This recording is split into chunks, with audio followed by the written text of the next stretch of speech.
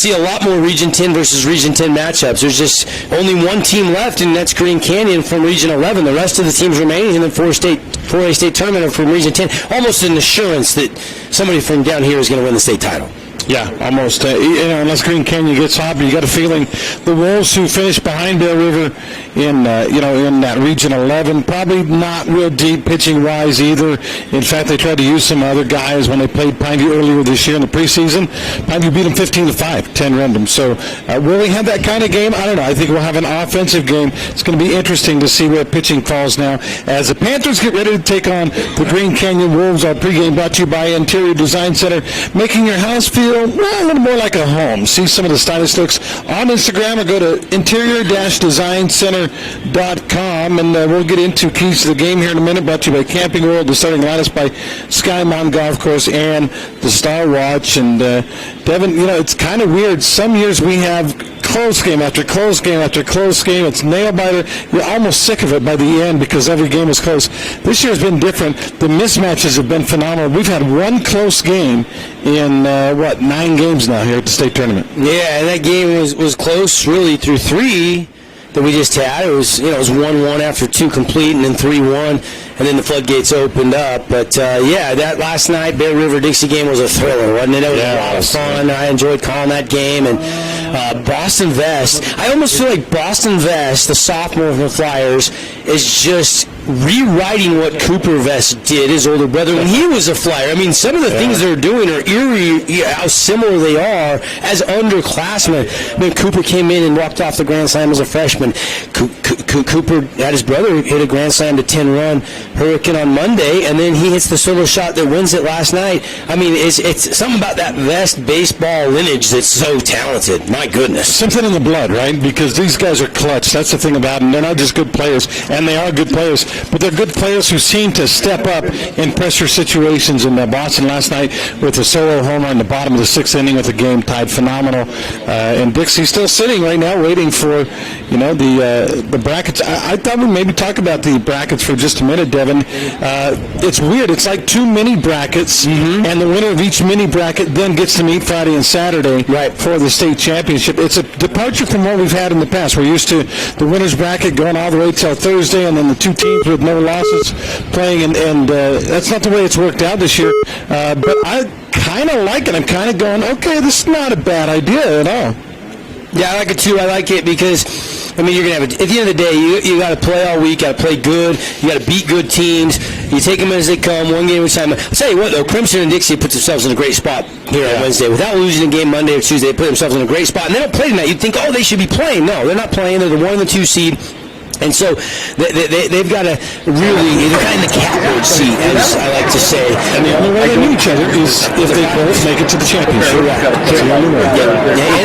And that's why seeding the RPI in every game is important. And in baseball, the RPI do. I know we have region championships things watered down a little bit, but I was happy to see that it played out the way it did. And Crimson and Dixie were the 1 and the 2 because they both deserve to be the 1 and the 2. I think Dixie deserved the 1 a little bit more because they beat Crimson head-to-head twice during the regular season. And so I think it's worked out really well for the UHSAA. The RPI seeding seems to have worked. And here we go with Pineview and Green Canyon getting ready to throw out the first pitch here in probably less than 10 minutes. Pineview Panthers lost a heartbreaker, and I don't mean the game was close, I just mean they got crushed by a rival, Crimson Cliffs. Busted out the bats and put 16 on the board, and 16-2 win yesterday. Crimson Cliffs, I talked with a couple of players after the game, but basically their feeling was, once we figured out what the young pitcher shoulder was doing, that's when we knew what to do with the bat, and they came and attacked it. And boy, production was. Yeah, they sat on that curve, they sat on that slider, and Nash was bending it, but he was bending it over the plate, and Pineview's pitcher cruised through 2, and once he got into the 3rd inning, they teed off on him, had to go to the bullpen, and Nash is going to be really good. He's just a sophomore. He's going to be a future star in this region, but they got to him a little bit last night. Clemson's just swinging hot. They scored 31 runs in their first 2 games here at Blue Source Field. Incredible, more runs than anybody in 2 games. Now, obviously, some teams score more like Spokane because they played 3 games now, but in 2 games, 31 runs? Wow. Wow, 15 and a half runs a game? That Clemson offense is humming, AG. How do you come back now if you're Pine View? You just got beat by your rival by 14 runs. Turn around and play another game the next day. How do you come back mentally from something like that? Great at bat, this is a team that's kind of a bunch of grinders, right? You got really good seniors that become leaders on this team. They don't want the season to end today. They want to send Green Canyon home. They got to get a good pitching performance today. That's going to be a key. That was the big question mark I had. I knew Clemson and Dixie had a ton of pitching. We knew Snow Canyon had some dudes, even though they're missing maybe arguably the top two pitchers in the state, in Isaac Lyon and Luke Anderson, that aren't throwing. And so, Prime View's got to go deep into the bullpen. Now, are they starting Brandon Roundy on the mound today because he is back available, or are they going to save him in relief and bring somebody else in? Aiden Mace is the pitcher. Aiden Mace. Okay, that answers my question. And if you asked me to give you a bio on Aiden Mace, I just did. That's all I know about the kid. Devin's looking him up right now, and I do have, access to Max Preps, and I can tell you what made it to Max Preps. But it's really, at this time of year, you say, all right, well, we need Roundy. Probably need him tomorrow if we can get through this thing. And so you start somebody that maybe you got to take a chance on, like Aiden Mace. Mace, 4.29 ERA. He's 2-0. He's made 5 appearances. He's a junior. And Mace has pitched 16 in the third.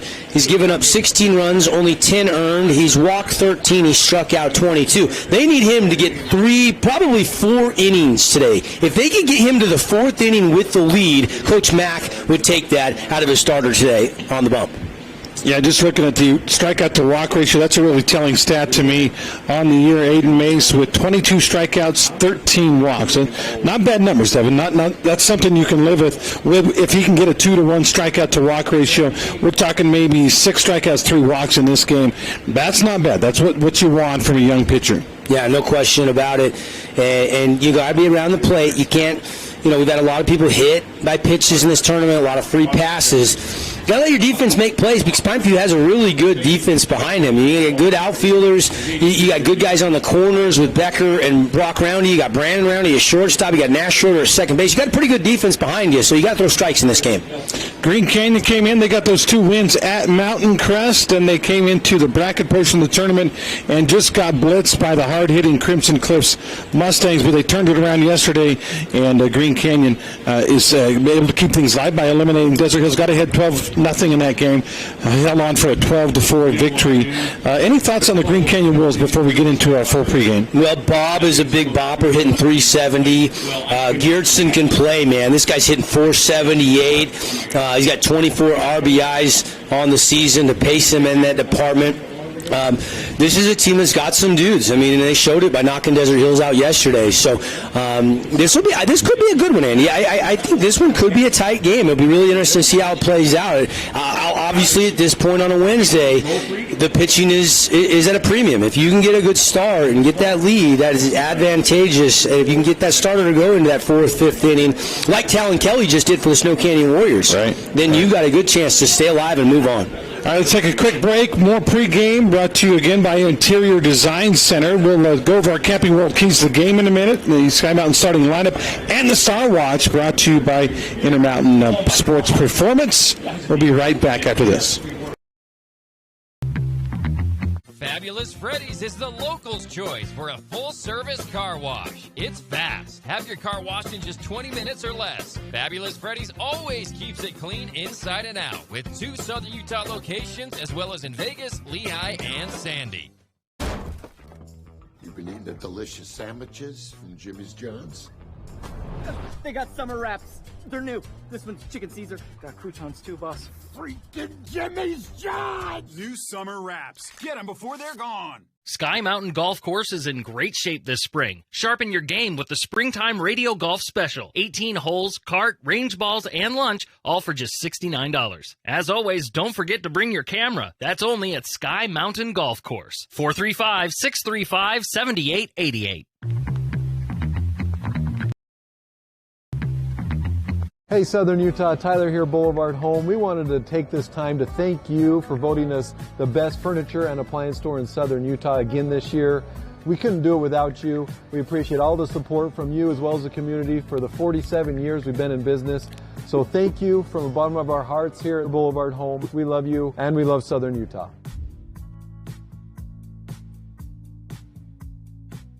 Ace is the place with a helpful heart. See Hearst first this month for great deals on red hot buys at Hearst Ace Hardware. Make sure and get an Ace Rewards card for savings around the house, the yard, or the job site. Stop by Hearst General Store Ace Hardware, conveniently located in the heart of downtown Cedar City and St. George. Play the majestic Sky Mountain Golf Course. Take advantage of the Sky Mountain radio-only special. Play 18 holes with cart, get lunch and range balls. It's all included for just $49 per player. Call for tee times and all the details at Sky Mountain Golf Course in Hurricane. This is Parker. This is Jason with Team D Auto Sales. Supporting local sports for over 20 years. That's 2 decades. Come to Team D Auto Sales at 488 East St. Louis Boulevard or teamdautosales.com. This month, InfoWest would like to give all new customers who sign up for InfoWest high-speed wireless internet $100. This is a limited time offer for new customers only. The details go to InfoWest.com.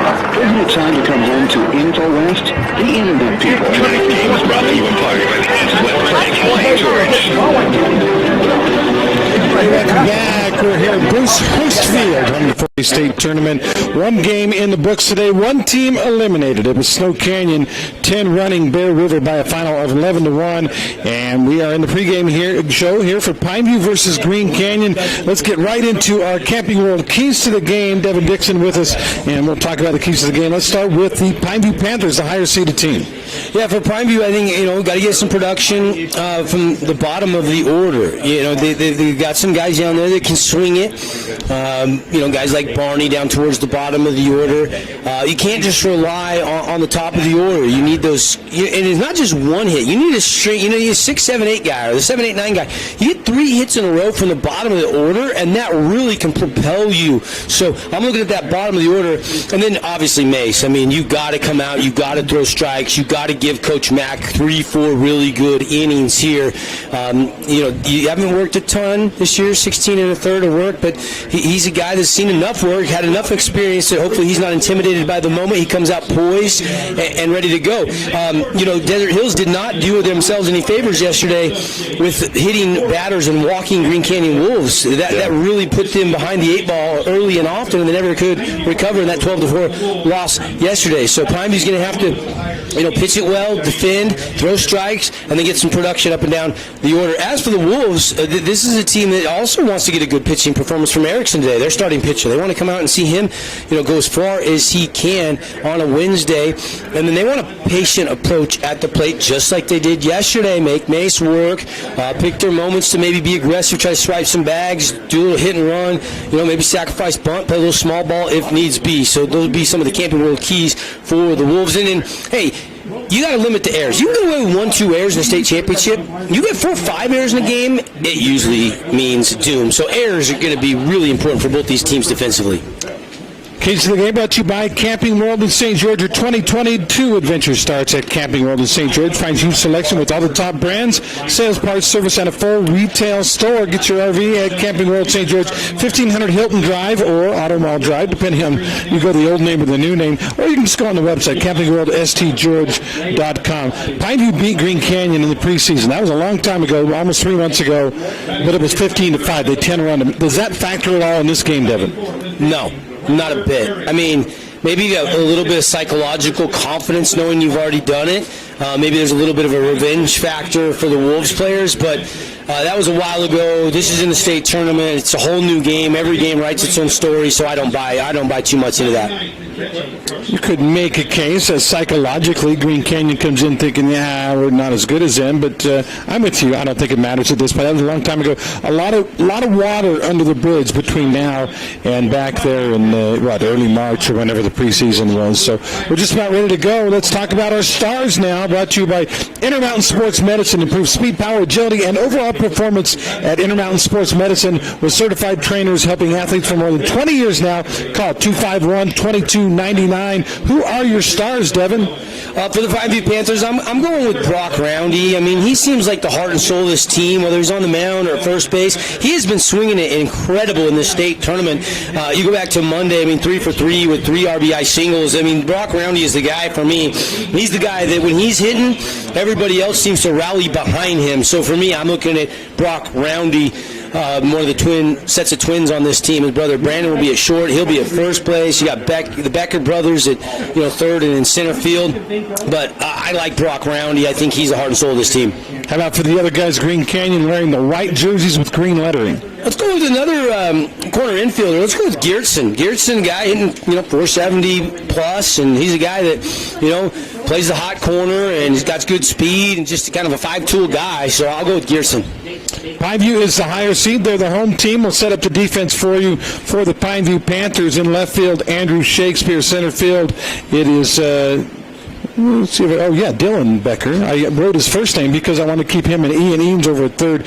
Kyson Millen in right field. The infield, Ian Becker at third. Brandon Roundy at short. Nash Schroeder at second.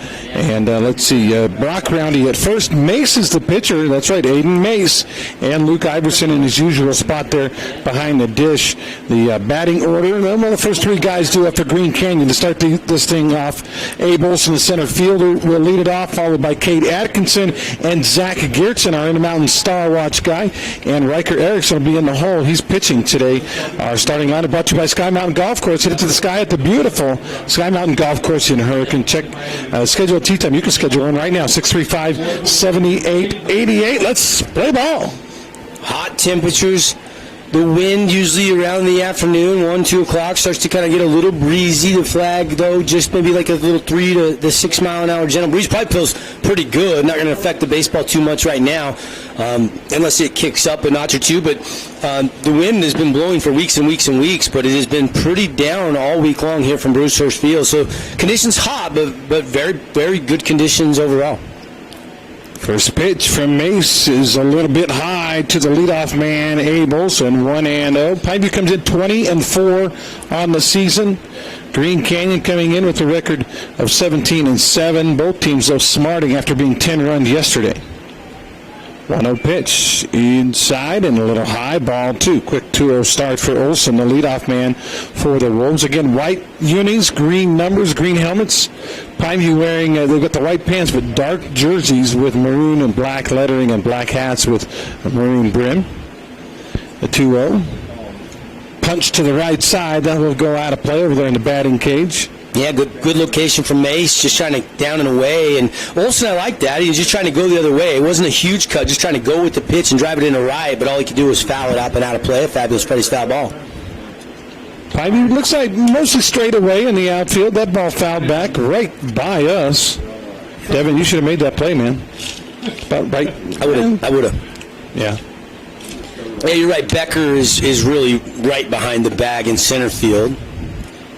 So much straight up defense right now. Yeah, sometimes when you're playing a team you don't know much about, you really can't afford to. You don't have a spray chart on him. You don't know where he's going to hit it. So they've got him played straight away right now. Maybe learn throughout the game where he's going to go with it.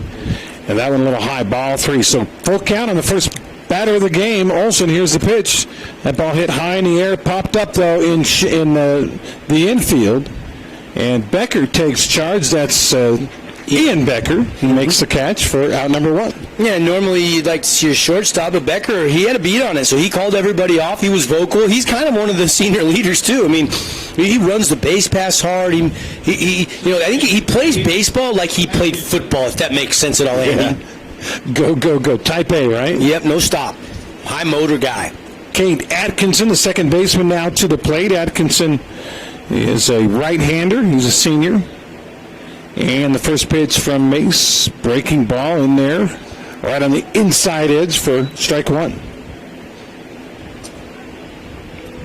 Yep, good pitch. Want to get ahead in the count. Atkinson will maybe just wanted to see one.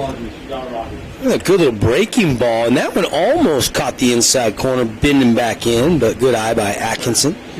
Atkinson hit 284 this season with 23 hits, including 5 extra base hits. And a 1-1 pitch to him, swung on and missed. Nice pitch by Mace, and it's 1-2. Pineview not that far away, removed from a state championship run. Of course, they've got their work cut out for them now with the 1 loss. They've got a win.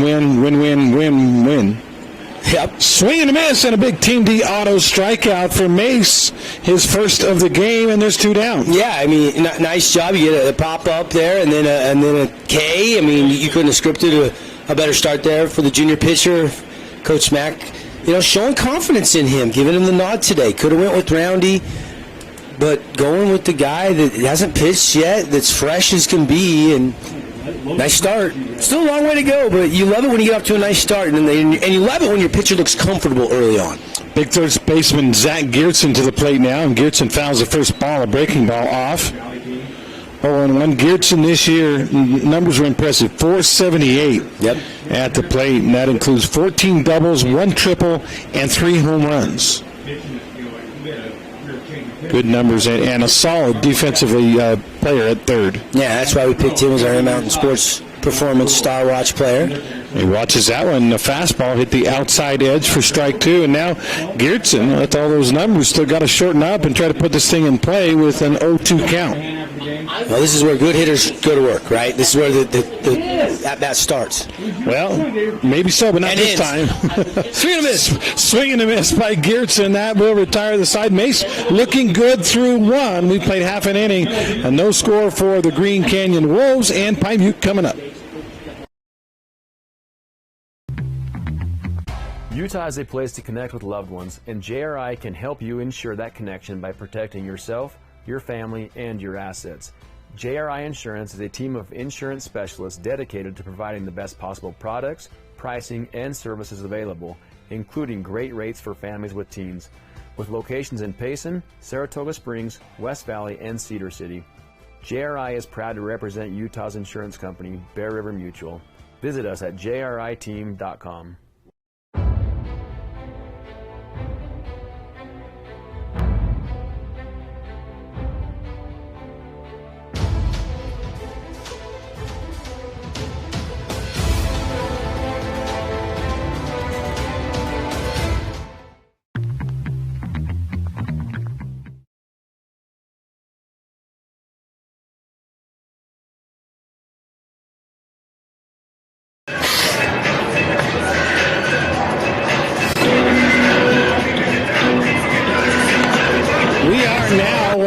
Inning into this elimination game. Big game for Pineview as they try to stay alive. Of course, Green Canyon also putting the effort in. Green Canyon will start on the mound. Riker Erickson, we're used to him being behind the dish. Erickson, though, moves out from behind the dish. Carson Proctor will be the catcher, and Erickson on the mound. Devin, we know anything about Riker Erickson and his statistics this year? Yeah, Riker Erickson. He's a guy that's got a 2.33 earned run average. He's got 3 wins to 2 losses and 8 appearances. He's only made 1 start, though, so he's kind of been usually a guy that's coming in relief. He does have 1 save this year. And, as far as innings pitched, 33 innings pitched. He's given up 24 hits, 19 runs, only 11 of those runs were earned. He's walked 20, struck out 29, so not quite the K to walk ratio you'd like, but some decent numbers nonetheless for this team's number 3 pitcher. It's so hard when you're fighting your way through region play to get some guys innings because you're going to need them at the end of the year, but you've got maybe 1-2 guys that are pitching really well. What are you supposed to do? So Erickson got innings where he could. Here he is in this ball game, biggest game obviously of the year for Green Canyon. They've got to win or their season is over, and set up the defense for the Wolves. Yeah, it's Geertsen at third, Finley at short, Atkinson at second, Bob is at first, Erickson the pitcher, Proctor is the catcher, Stewart in left, Olson in center, and Bauk is out and right. Sky Mountain defensive starting line. Jensen is short, though. Oh, Jensen is short. Jensen is short. And starting for Pineview to lead it off, left-handed catcher Luke Iverson, Andrew Shakespeare on deck, and Brandon Roundy in the hole. That's your catcher, left fielder, and shortstop to the plate now as we start the bottom of the first. The lefty Iverson in the box waiting. Here's the pitch. And he's swinging right away. Ground ball right side. Second baseman up with it in time. And over to first. Bob does a good job to go across his body and make the grab, but that's 1 out. Yeah, good range by Atkinson, too. Had to go deep in the hole, ranging over towards where the grass meets the dirt, almost behind first base, way in the hole. But showed you good range and easy 4-3 put out once he got to it. Wasn't hit quite hard enough to get through there, so he did have time to circle around, make the catch and then the short throw. Iverson's a guy that likes to jump on that first pitch. Yes, he does. Now, Andrew Shakespeare, sophomore, at the plate. Another lefty. And he fouls it off to the left side, 0-1. Leading this Panther team as a sophomore, got the highest batting average on the team at .409 coming into this game. I think he didn't start the first game of the season, and then he started every game since, if I'm not mistaken. He's played in 24 of the Panthers' 25, or is this game 26? He's been an everyday guy once he cracked the lineup early in the year. Yeah. And he's leading the team in average. How good is that? He's going to be the future star. Him and Schroeder are kind of the future stars on this team. Takes the ball there. So 1 ball, 1 strike now to Andrew Shakespeare. With Roundy on deck. Nobody on. 1 down here in the bottom of the first. No score. And the pitch. Misses high. 2-1 now. You look at the walks by Erickson. 20 in 29 innings. You think, man, it might be a little control issue there. We'll wait and see. I'm not sure about wild pitches and hit batters, but he's an interesting motion to start. It's really, he doesn't have a lot of action. It's just set and throw. Yeah, almost like a fielder playing pitcher. Yeah, there's not a high leg kick. Yeah. There's not much of a wind-up at all. I mean, he just kind of just steps with that left foot forward and then just lets it go. Doesn't use his body. It's all arm strength. That was fouled off, so the count 2-2 now to Shakespeare, the lefty. Here comes the delivery from Erickson, and that one is hit hard to right field. Right fielder back. See ya. It's over his head and off the fence. Around second goes Shakespeare. He's going to dig for 3. Should make it there easily, and he'll stand up with a triple over the right fielder's head. Bauk did what he could, but that thing was flying. Oh, I thought that was gone. It hit right on the yellow, like right by the Greater Zion logo, just below the yellow. I mean, it was, 8-10 inches higher. That's gone. But a triple, stand-up triple by Andrew Shakespeare, 1-out triple, and the Panthers got a little something brewing here in the bottom of the first inning. Trying to take the lead, go-ahead run, 90 feet away. And the batter now, Brandon Roundy. And a wild pitch, and that should bring the run home, as scoring easily is Shakespeare on the bouncer in the dirt and pointing to his chest and tapping on it. He said, "My bad," the pitcher Erickson. Big start there for the Panthers. Mace looks good on the mound in the top half. You come out, get a 1-out triple, and then 1 pitch later, you've got the 1-0 lead. This game's not going to end 1-0, but it sure feels good to get Mace an early lead in this game if you're Coach Mack. Yeah, 1 run will not win this. I'm sorry, but it's not going to happen. Not with pitching at a premium. Grab ball left side. That's through the hole. Base hit for Brandon Roundy. Solid single past Geertsen at third. So Pineview coming out swinging. You know, they really didn't hit it very good yesterday against the Mustangs. They scattered some hits around. They got 5 hits in the game. So maybe they're kind of feeling due, because this is a good Pineview team. I mean, you look at the stats as a team coming in. They hit .317 as a team. North of 300 as a team is a really good number in high school baseball. Brock Roundy to the plate now. Brock and Brandon, 2 brothers that are going to play at the next level. In fact, there'll be 2 sets of Pineview twins over at, where we decide, Grays Harbor. Is that right? Yep, Grays Harbor, just outside of Seattle. Out there in the Great Northwest. You do check over to first, not in time. Roundy is definitely a threat to go, especially with the backup catcher. Don't know about arm strength for Proctor with a regular catcher on the mound. Want to know now the count to Brock Roundy with his brother on first. And the pitch. Hit hard to the right side. Bob up with it and wants to go to second. Does in time, but not in time to turn it. Looks like a little hesitation. Maybe just waiting for his guy to get there. But they do get the force out on the fielder's choice. That's 3-6. Yep, instinctive play there by Bob. No, he got it quick enough that he had time to get it down to second. Relay, though, maybe a step and a half late. Is good hustle by Roundy to get down there and break up the double play. I mean, Nash Schroeder to the plate. Schroeder hitting .391 this year. Yes, he's a sophomore. Not a ton of power. 4 doubles, no triples or homers. But the kid, again, about 400 with an on-base percentage closer to 500. And he fouls that one off his leg, maybe? Ended up in fair territory, but the umpire right away ruled it a foul ball. Nash is a 3-sport star. Football. Season got shut down due to injury. He had to have some elbow surgery on his right arm. But was healthy to start every game for Coach Eves and the basketball team. And then is really coming alive here. Like you said, with the batting average. He was 2 for 2 yesterday in that loss. He didn't get out. Runner going on the play and not in time. That'll be a stolen base for Brock Roundy. So now a runner in scoring position. What's that? It was a called strike, so 0-2 now to Schroeder. Schroeder, just a youngster, but you're right. All kinds of talent. Obviously, the apple doesn't fall far from the tree. Jake Schroeder's dad, very talented college basketball player. Good coach, too. That one tried to get him to go fishing way outside, 1-2. Kyson Millen on deck if we get there with 2 down and a runner at second base. Pineview and Green Canyon, the loser of this game gets to go home. That's not a good thing. Winner gets to play again this afternoon, actually a little bit later. 7 o'clock against Crimson. Ball hit hard and high. They converge on it and drops. They cannot make the play, so a run will score. A runner will round second, and Schroeder is headed to third. Man, oh man, the center fielder, the left fielder converging on each other. They collide a little bit, and the ball goes between them to the fence. Yeah, I think you got to give him a triple. I don't think the communication was there, Andy. Somebody's caught to call the other one off. I think they clipped each other up, and that right when they touched, the ball came down kind of right in between them. It hit one of them up around the arm mid-area, but it couldn't make the catch.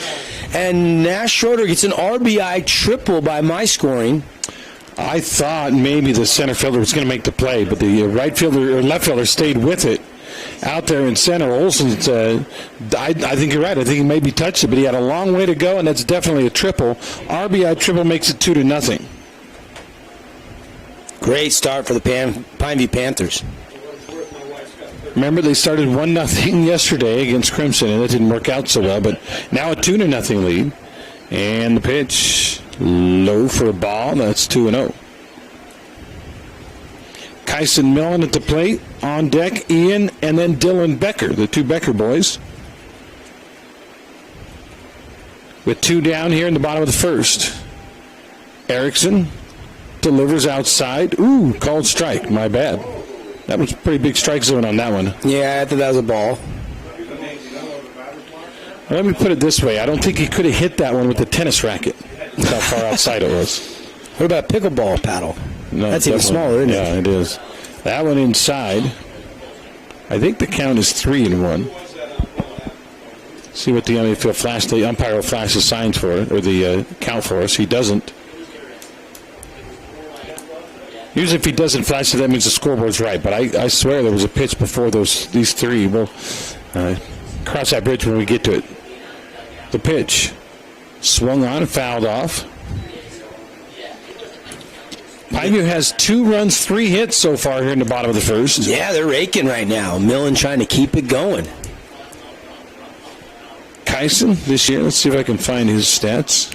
I got him for you. Okay, what do you got? Millen is a 333 hitter. Yeah. And 7 doubles. The pitch, and he hits it to center field. Dirty bomb, but the center fielder comes in and makes the play to retire the side. But Pineview gets 2 runs on 3 hits. They leave 1 man aboard. We played 1 complete on a we win injury loss scoreboard. 2-0 Panthers.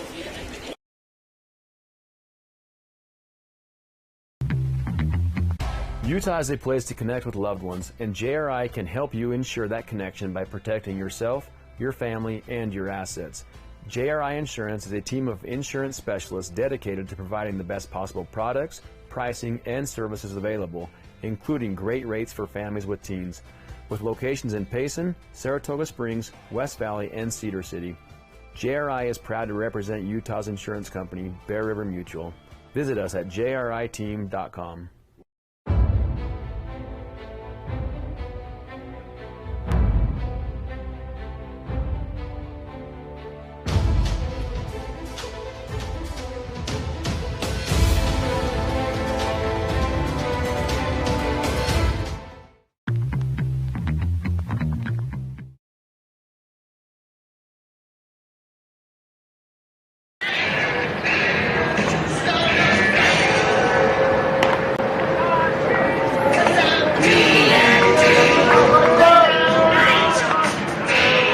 bottom of the first inning, Pineview comes up with, a double by Andrew Shakespeare, a single by Brandon Roundy, and then after Shakespeare scores it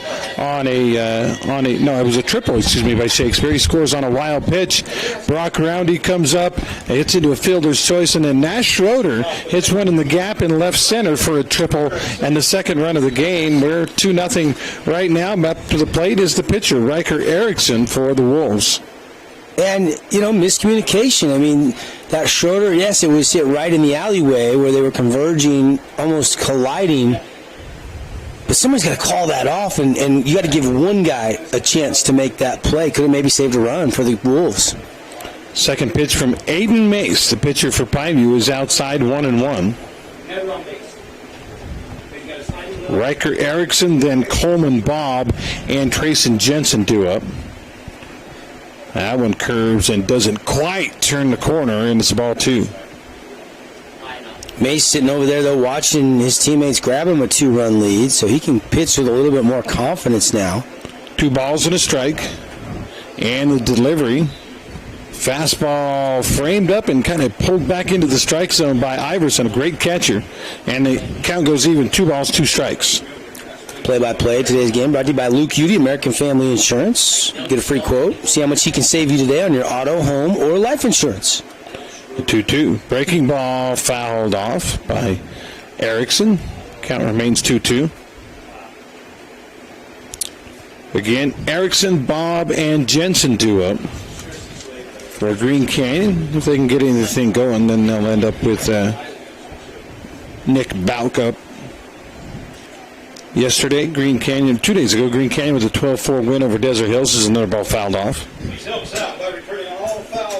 They got the offense going in that game against D Hills. Yeah. Abe Olson was big, scored 3 runs. Kate Atkinson scored 3 runs. A lot of hit. That was the game they had, I think it was 6 players hit by pitch. Yeah, it was a weird pitching performance, wasn't it, was it Irvin? Yeah. Hit a bunch of guys early in that game. That ball high, so the count goes full. 3 balls, 2 strikes. Nobody out. We're just underway, second inning. Pineview up 2-0. Aiden Mace delivers, and the ball just kind of reached out and tapped to the shortstop. Roundy up with it over in time, and that will be out number 1. Nice little play by Brandon. Has come in on the grass, but vacuum cleans it up and hosed him down. Nice and smooth, right? Don't rush it, just the kind of routine, made it look easy. I think he knew he had time. Erickson is fast, but not that fast. He knew he had time to pick it up. And like you said, kind of routine. Just pick it up, throw it across, beat him by a step and a half. 1 down, the batter now, Coleman Bob. Big right-hander, crowds the plate. And that ball jacked into left field. Could be trouble back there as a left fielder, and that'll go over his head. Shakespeare runs it down on the track, and they'll throw it in, but not until Coleman Bob has jacked himself a stand-up double. Bob comes in 3rd best batting average on this team with Erickson. They're both .370 hitters. Only Proctor and Geertsen have better batting averages, but first pitch swinging, and he pulled it down the line, beating Millen by maybe 10 feet. I mean, it wasn't even close to trying to get the angle right to make a play. Had to play it off the fence, and a nice stand-up double by Bob. Double B's on the Bob. Coleman Bob over the left fielder Shakespeare's head, and he's standing at second, and now a scoring opportunity for Green Canyon, their first of the game. They went down in order in the first inning, and the first batter here in the second. Now they've got a runner at second for Trayson Jensen. Right-handed shortstop. And he hits a ball, little nubber to second. It takes a bounce, then thrown over by Roundy to first. Good glove over there at first base for the out by Brock Roundy. Brock Roundy, scoop of the day right there. Give him a double scoop of ice cream for that little stab, because Bob had to go back to the bag and avoid that little blooper hitting him. He didn't want to be ruled out. If that ball hits him, he's out. So Brandon had to wait till it got past Bob and he got out of the way, so he had to rush the throw, and it was in the dirt. What a scoop by Brock at first. Came in hard, low, and hot. And brother to brother, Brandon to Brock. out number 2. I imagine they played a little bit of catch over the years. And Brandon's a great story because he's type 1 diabetic. He has the pump, and mom and dad have the app. They can see his, when he needs insulin or needs sugar, and he was really close. If Kristen, Brandon and Brock's mom wouldn't have been a nurse and noticed some weird things going on, he could have died because they caught it early. Though he's been able to play high school sports with that pump that's attached to him, and he's a great story. Does a lot of good things for diabetes and diabetes awareness. It's such a good family and such a good kid. I'm glad to see him enjoying his high school career. He's also, both these guys are actually really good golfers, and their dad Cole is an unbelievable golfer. Really? Yeah. Oh yeah. He can drive it past you and me both combined distance-wise, AG. I can drive it about as far as I can throw it, so that's not saying much on my end. That ball's fouled back, 2 balls and 2 strikes now to Nick Bauk.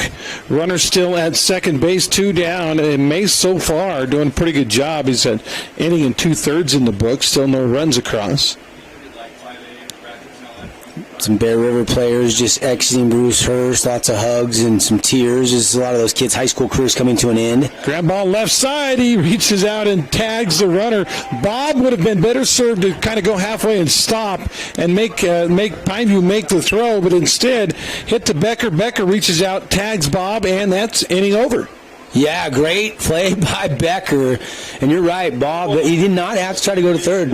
There was no force. He didn't have to go, but he's just being aggressive on the pass, and it caught him, and that'll be the third out of the inning, and Pineview retains that 2-0 lead. 2 innings in the book for Aiden Mace. He's allowed 1 hit, no runs, and through 1.5, 2-0 on our We Win scoreboard. We'll be right back.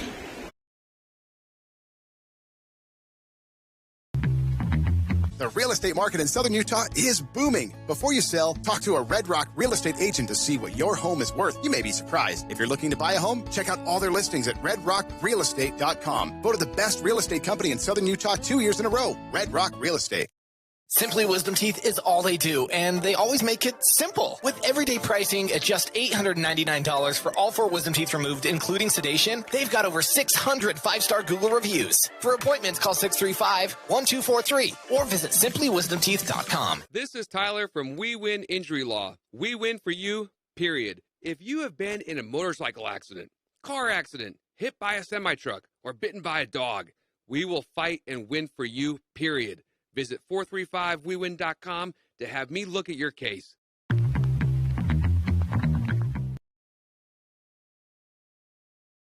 Games brought to you in part by Nets on Fire.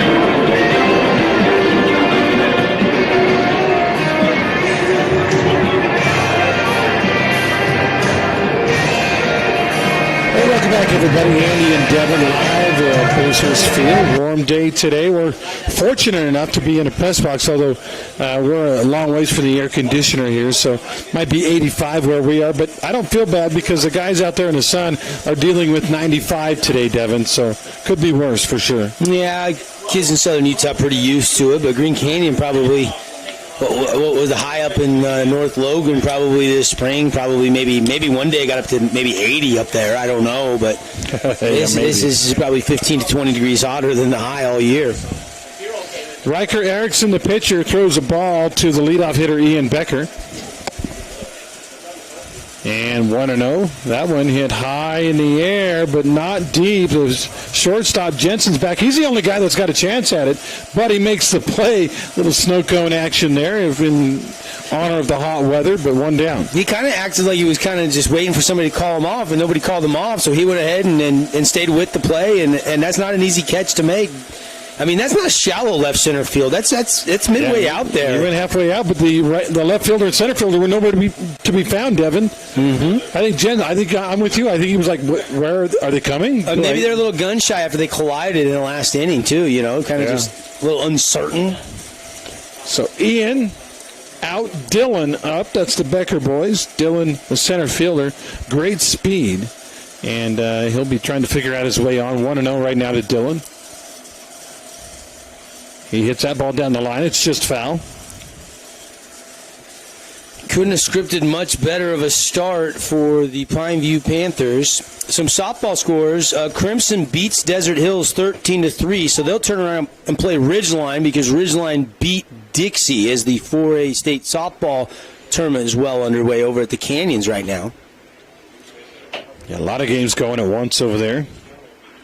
Ball up the middle. That's going to be a base hit. So Dillon reaches out and touches that one into center field, and he's on base with a solid single. He just went with that one. That was out over the plate. He just reached out and poked it. Jensen couldn't get there. Neither could the second baseman Atkinson, as it was right over the bag. And Pineview again with a man on base with one out. Panthers right now are trying to recover from a 16-2 beatdown at the hands of Crimson yesterday. And actually, if they win this game, they get another shot at the Mustangs. Ball swung on and missed by the batter, Brady Barney. Barney DHing today. He plays a lot of first base, but today they've got him DHing as the pitcher's hitting for him. The pitcher, actually, they're DHing for one of the for the pitcher. So he's the DH for the pitcher. Yeah, that's what I meant to say all along. Runner going on the play. It was hit and run. Ball flared into right field. Could be trouble. And it gets away from the right fielder. Barney will end up at second. They're going to send the guy home. And the ball just barely coming in. Barney will stand up with a triple. And that time, I think, over there in right field, Bauk just didn't realize how far that ball was going to carry, Devin. Yeah, and remember what I talked about, Camping World keys to the game? You need some production from the bottom of the order. Here's Barney, who's kind of been slumping a little bit last few games. Had a hit yesterday, got another hit early on in this one, and all of a sudden the bottom of the order coming up clutch for Coach Mack and the Panthers. Lead goes to 3-0 as again Bauk couldn't locate that one, and now Barney at third and Becker in, Dylan Becker in. The batter is back to the top of the order, and the guy who hit the first pitch of the game hard to second base, Luke Iverson. They bring the left field to the infield in on the grass, maybe anticipating bunt. And the first pitch to Iverson is in there for a strike. Yeah, first pitch swinging in his first at-bat flew out, but that time wanted to see one. A little more patience here by Cool Hand Luke. Luke's been just an awesome Panther his whole career in his senior season, hitting .341. Unbelievably solid behind the dish. You know, he pitched a lot coming up through, but you know, the wear and tear on a catcher, they haven't pitched him this year, have they, Andy? No, and in fact, he's so good at catch, I don't even know who the backup catcher is. Yeah, that's hard to take him behind the dish, isn't it? Good point. And that one he hits hard but well foul over toward the parking lot beyond the batting cages. So now Iverson in a hole 1-2. Didn't Iverson commit to Utah Valley too? Trying to think. I don't know. Left-handed Iverson, at least at the plate, with a runner at third, the infield drawn in, trying to cut off any more runs. Obviously, Green Canyon feels like at this point they're not going to score a lot maybe on Mason. They need to cut that run home. Barney not real fast. Iverson, though, jacks it to right field. That's a solid single over the infielders easily. Even if they had been in regular position, that was still a hit. And an RBI makes it 4-0. Yeah, and Pineview, they're rattling the bats right now. Just nice piece of hitting, pulling it through, seeing the ball well. Erickson, you know, how long? 4 runs, 6 hits. You know, you want to keep him out there. You want to hope that he will settle down. But if he can't get the next couple guys out, I think you might have to go get him already. Erickson throws over to first base, not in time. You can't fall behind 6, 7, 8 runs here. I mean, 4-0 already. Yeah. He might. He could do another hit or two. I would think that you'd have a decision to make.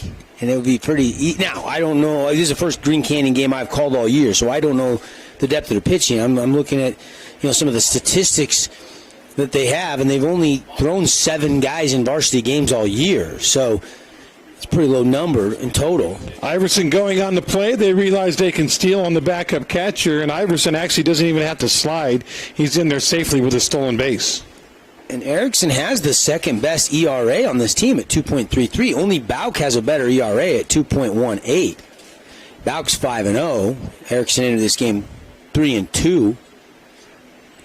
Jensen, Bob, Olson, Geertsen, Atkinson, the other guys that have pitched during the season. Ground ball, right side. Iverson fakes to go, now goes back to the bag, but the throw is slow and late. Bob does a good job to keep it from getting away, but that'll be, I guess we got to call that an infield hit. Huh? Yeah, I think so. I mean, Jensen didn't bobble it. He had to range over to get to it. Had to throw on the run, but good speed there by Shakespeare to get his second hit of the game. Remember, he tripled, and now he's got a single to his name. 2 for 2 today. Iverson did a good job of distracting the fielder. Jensen had to think about it. That ball low and away. That would be the 7th hit of the game off of the starter Erickson. There's nobody in the bullpen, though, so if coach is thinking about making a move, it's probably going to be a move from somebody that's already in the game playing defensively for Green Canyon. Pitch. Hit hard to left field. Left fielder sizes it up and drops the ball. That's going to be an E7. The runners will move up to hold everybody at their stations because they had to go back. But that was a line drive. Yeah, it was hit hard, but it was hit right at him.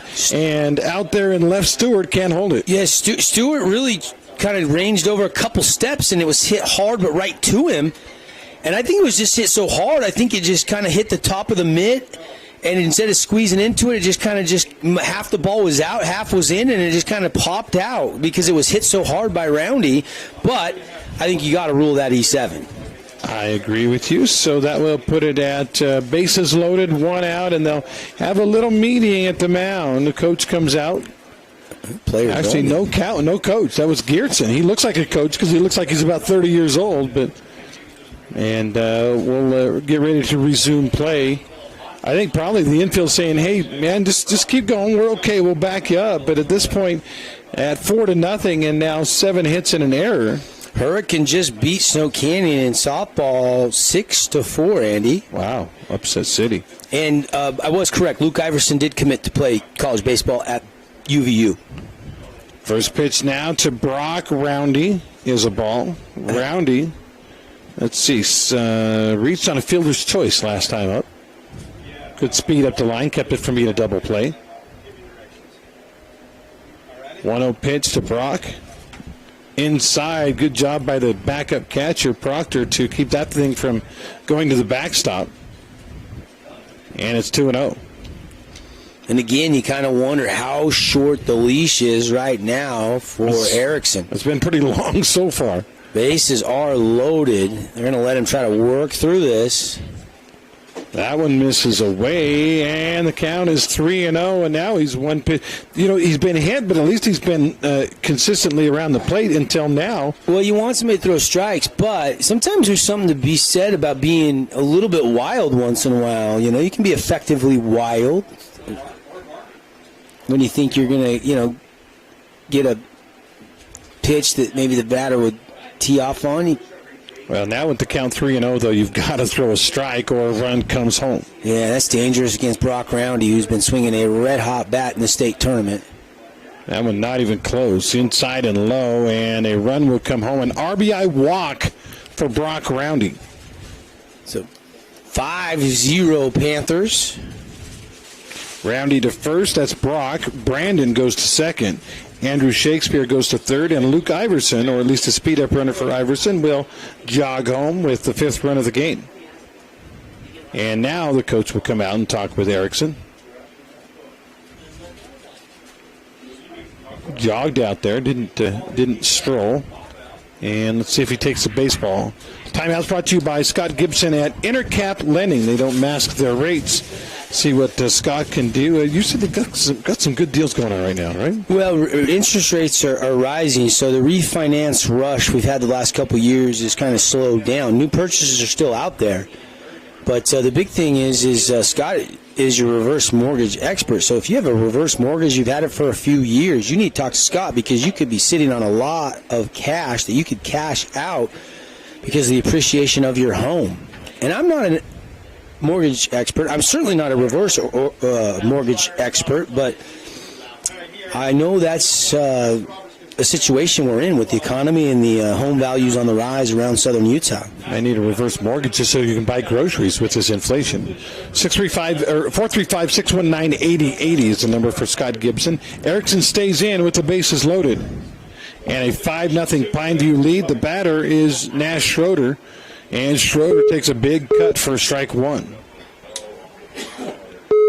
Schroeder had a triple, scored a run, made it 3-0 last inning. Or 2-0 last inning. The 0-1 pitch to him. Outside in the dirt. Good job by the catcher Proctor to keep that thing in front. And it's 1-1.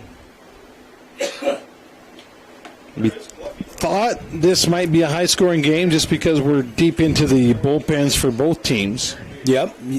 But so far, Aiden Mace has been really good for Pineview. That might be an understatement. He's been almost perfect. One hit, shutout baseball through 2 innings of work.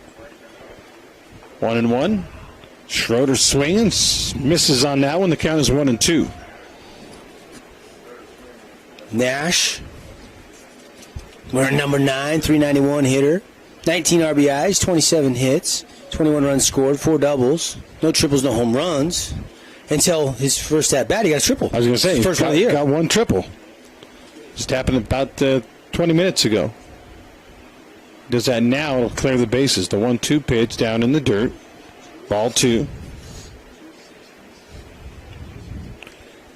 You know, in baseball, the book is always you get ahead 0-2, you throw a couple of balls out of the strike zone, try to get the guy to go fishing.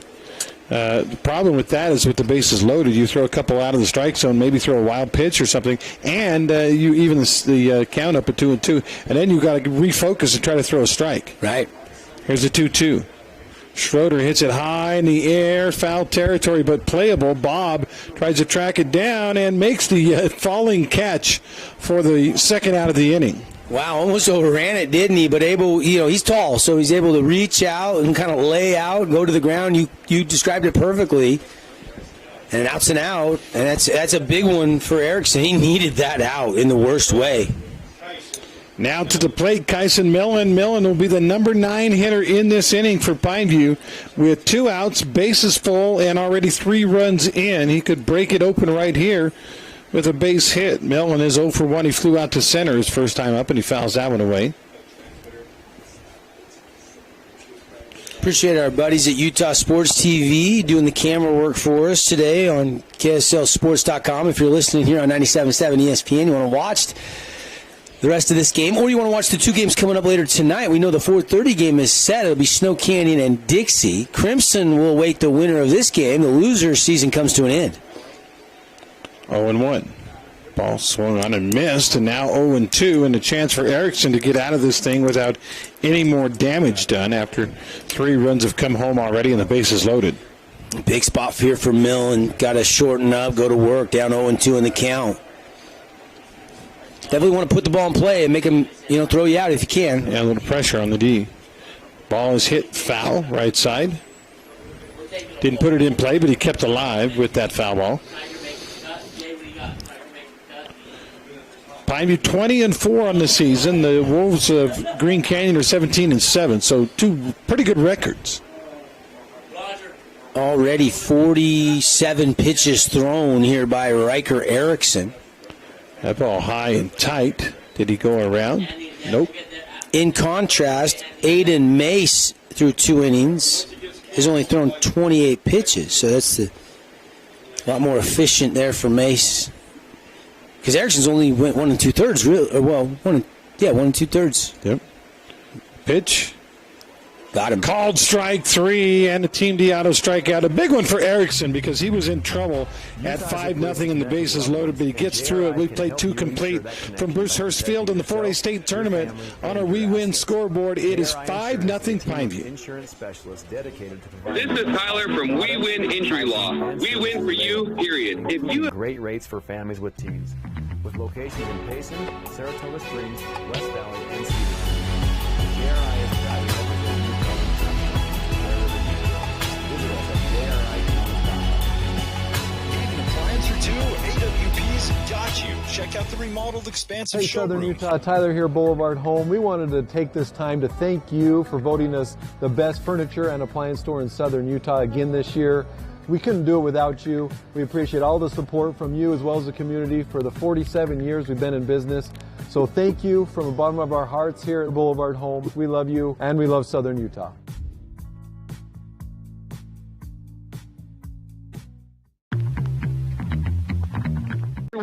Fabulous Freddy's Car Wash. Simply a fabulous experience. Tonight's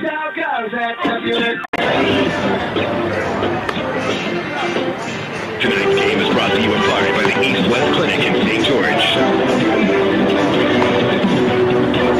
Hey, welcome back. Andy and Devin live from Bruce's Field, where Pineview holds a 5-0 lead in an elimination game. The winner plays on. In fact, they'll play Crimson Cliffs later on tonight. The loser, well, they got to make their way home, whether it's 370 miles from here to Logan or about maybe 6 miles from here over to Pineview High School. One of these teams is going to be done.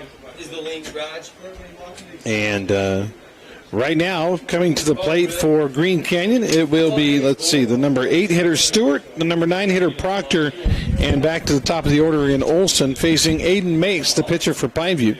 And the in-between innings discussion was about the PGA Championship that starts tomorrow, and will Tiger Woods make the cut or not? You want to weigh in on that at all, AG? I already said I don't think he's going to make the cut. I don't think Tiger's back yet, even though he played pretty well at the Masters. Yeah, he made the cut. He didn't play well on the weekend. Well, he played well enough to make the cut. That's pretty well. Yeah.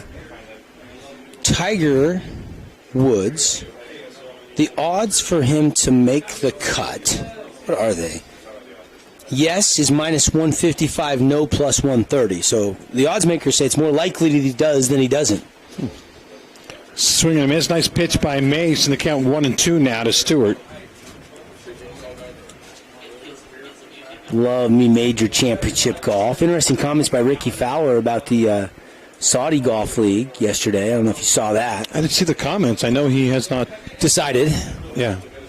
He said, loves the PGA Tour, he belongs on the PGA Tour, but they could do better. That said, he had made no decision yet, which left the door open that he could potentially leave. Obviously, the PGA Tour said, hey, you leave and you're going to lose status. Fly ball left field by Caden Stewart. Tracking it down and making the grab is Andrew Shakespeare, and that's out number 1. A little late on that one for the left-hander. He popped it to the left side, well beyond the infield, though, as Shakespeare had to track it down. Fighting the sun a little bit. Not as bad this time of day. Later on today, if you're playing in left field, the sun is brutal. But that time, easy play by Shakespeare, 1 down. Batter now is taking a strike is Carson Proctor. Yeah, Proctor, he is swinging at a 375 clip this year. Good average and almost a hit, but Roundy climbs the ladder. Yeah, so when the press box said get up, he did get up, make the leaping grab, and that's 2 up, 2 down. And Aiden Mace has faced just 1 over the minimum right now. He's got 2 2/3 in the books and a 5-0 lead. Pretty good stuff. Mace looks like an ace. I mean, he's dealing right now. Looks very comfortable. He's looked that way from the start of this game. Back to Abe Olson. Abe, 288 hitter. Olson, though, does a good job of getting on other methods. In fact, he slugs 400. A lot of walks and being hit by pitch. Right now he's ahead 1-0. A pitcher delivers. Ball hit to the right side. That'll be a solid single. No chance over there at second base for Schroeder. And for the second inning in a row, man on for Green Canyon. Well, and I think things changed. When that first breaking ball bent and was really close to being a strike 1 but didn't get the call, it was a ball. It goes back to fastball. Olson's just a veteran hitter, very experienced. He's probably sitting on fastball and able to level it right there into right field between first and second. Just a solid piece of hitting. Kate Atkinson will come to the plate, hitting 284 this year. He's 0 for 1 in this game. He popped out to third. And he hits it hard. This time, though, right at the shortstop. He'll go the long way to first in plenty of time. That is roundy to roundy for out number 3. We played 2.5. How about this kid, Mace? So far, got zeros on the scoreboard. We'll go to the bottom of the third after this. On our We Win injury loss scoreboard, it's 5-0.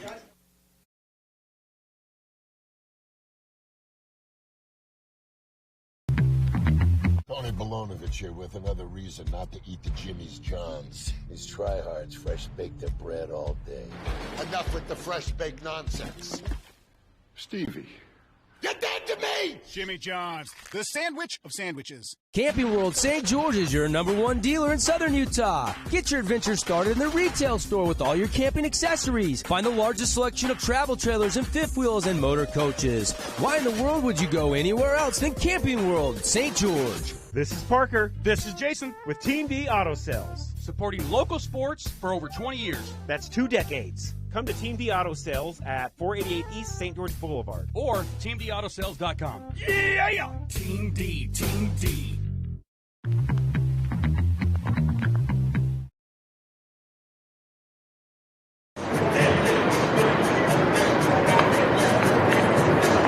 To build, buy, or refinance, I can help. So don't drop the ball and let me, with my 25 years experience, go to work for you. 435-619-8080. Welcome back to the action. Brought to you in part by Ideal Home and Paint.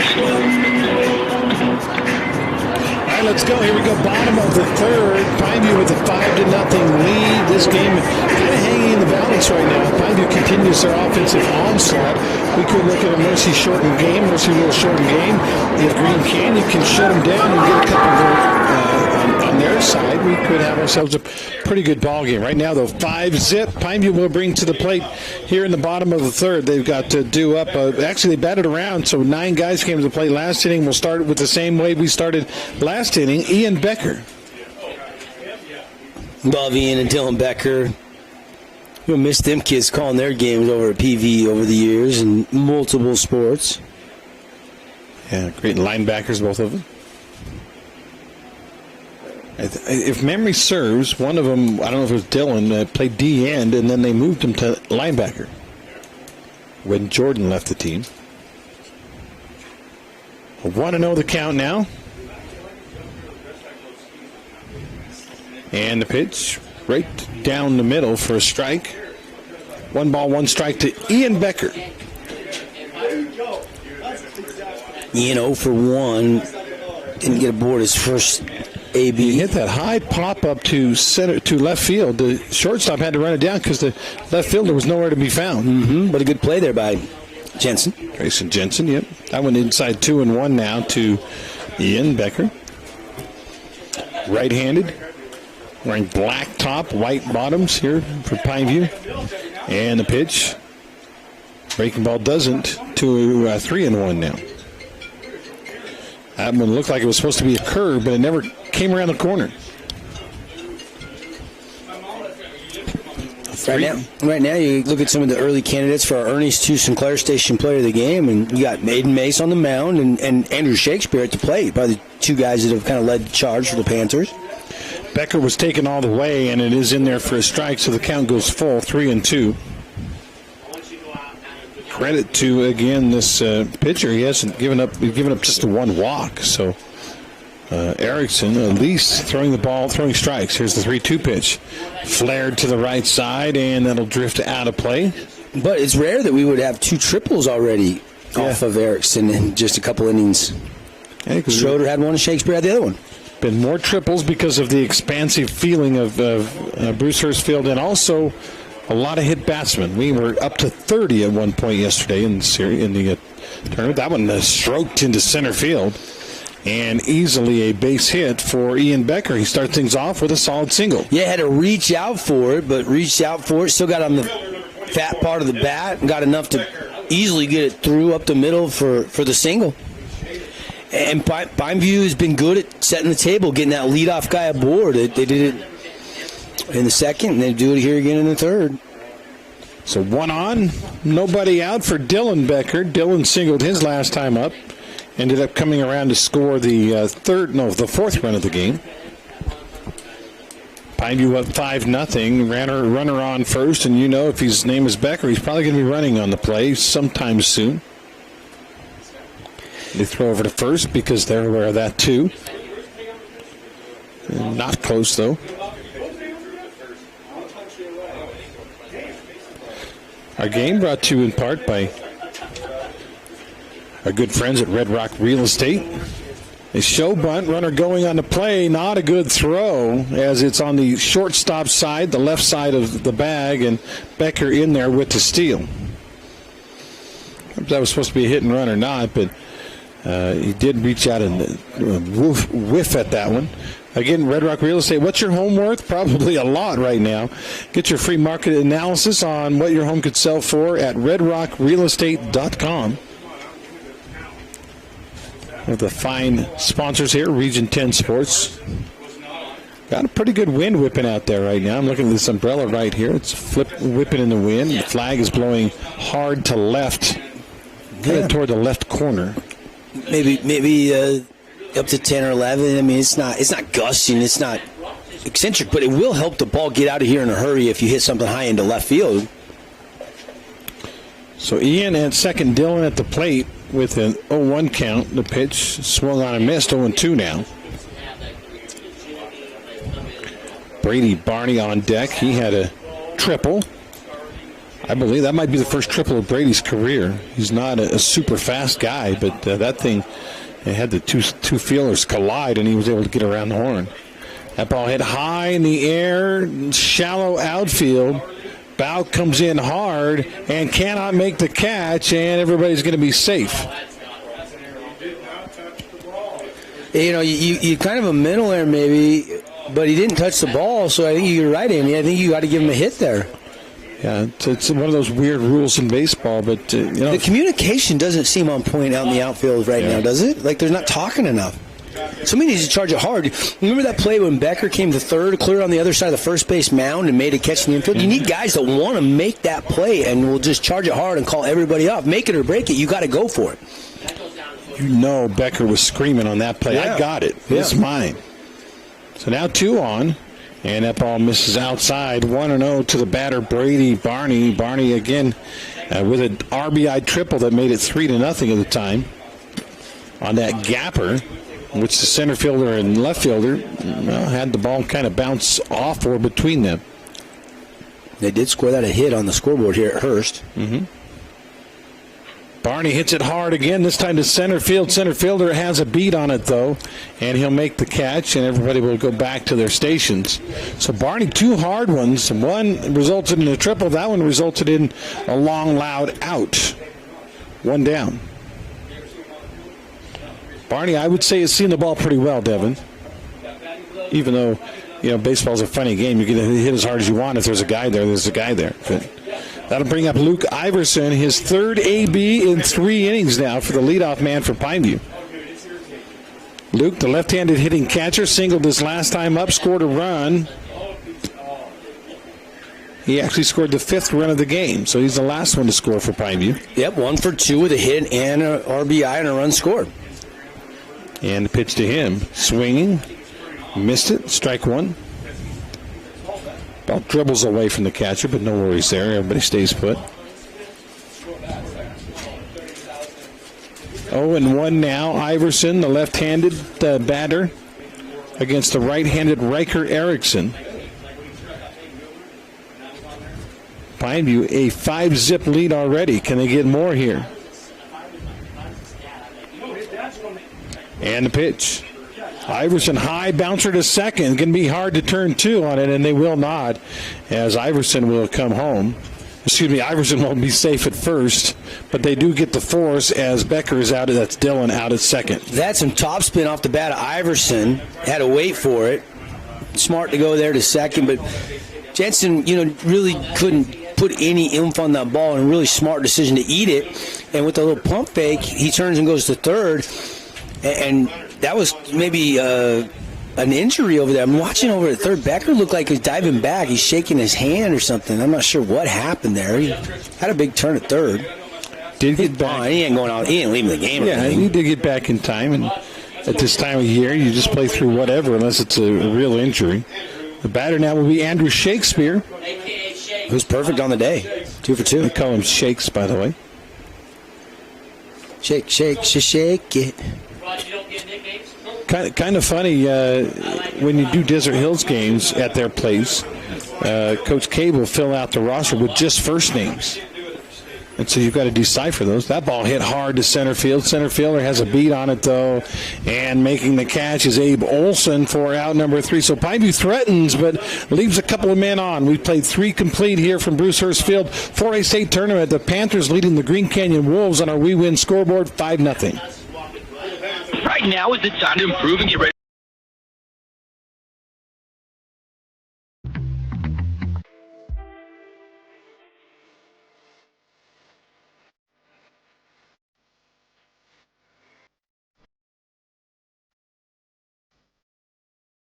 Got a project at work or around the house? Well, think Bucks Ace Hardware. Think Bucks for all the top brands like DeWalt, Milwaukee, and Stihl. Plus, Bucks has the best sporting goods department. You've got to see their gun department. It's stocked with a great selection of guns and ammo and accessories. 2 locations at the Dino Crossing in St. George or State Street in Hurricane.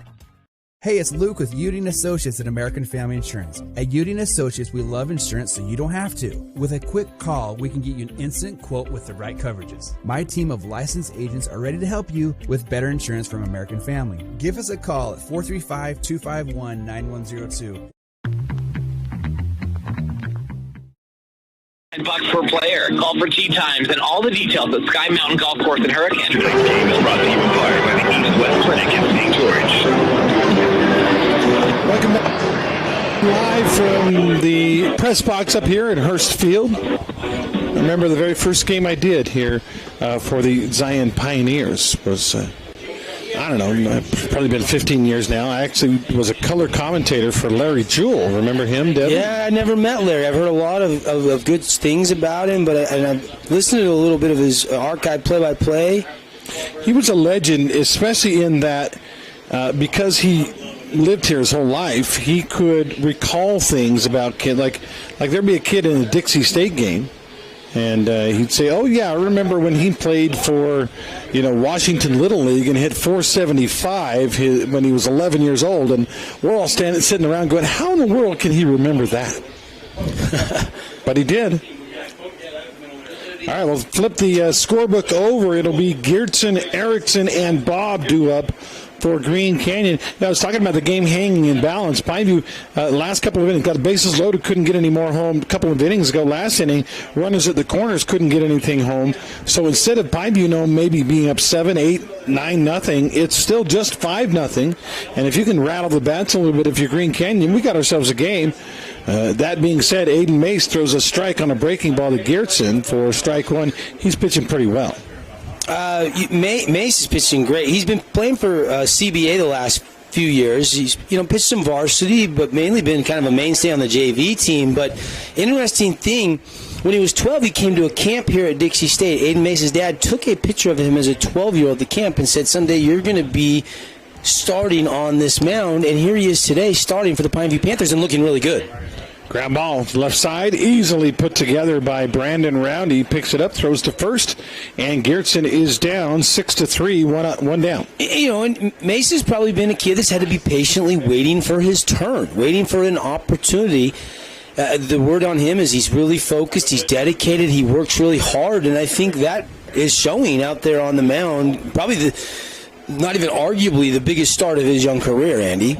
Yeah, and he's making the most of it so far anyways. We're 3 1/3 in, and he has thrown up those goose eggs on the scoreboard.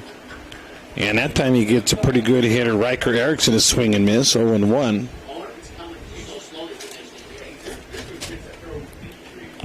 Got, again, Pineview doing battle. If they win, they get another shot at Crimson. That ball hit high in the air, not super deep. Left fielder Shakespeare says, "I got this," and he does for out number 2. Shakespeare in left, Dylan Becker in center, Kyson Millens out in right for Coach Glenn McClellan. You got J.P. DeWitt on staff. You got Cash and Kyler Walker, of course, both alumni that came through this program. Yep. Cash, Schwade, Walker. They're both some great alumni. Of course, their dad, the late Darren Walker, was a long-time huge fan of local sports and an integral part of this Pineview baseball program. Yeah, coached for how long? A long time. Yeah, Coach Walk, man, was awesome. I love Coach Eves doing that Coach Walk Classic every year. Yep. Right. It's always the week before Christmas here in St. George. Big basketball tournament named after Coach Walk.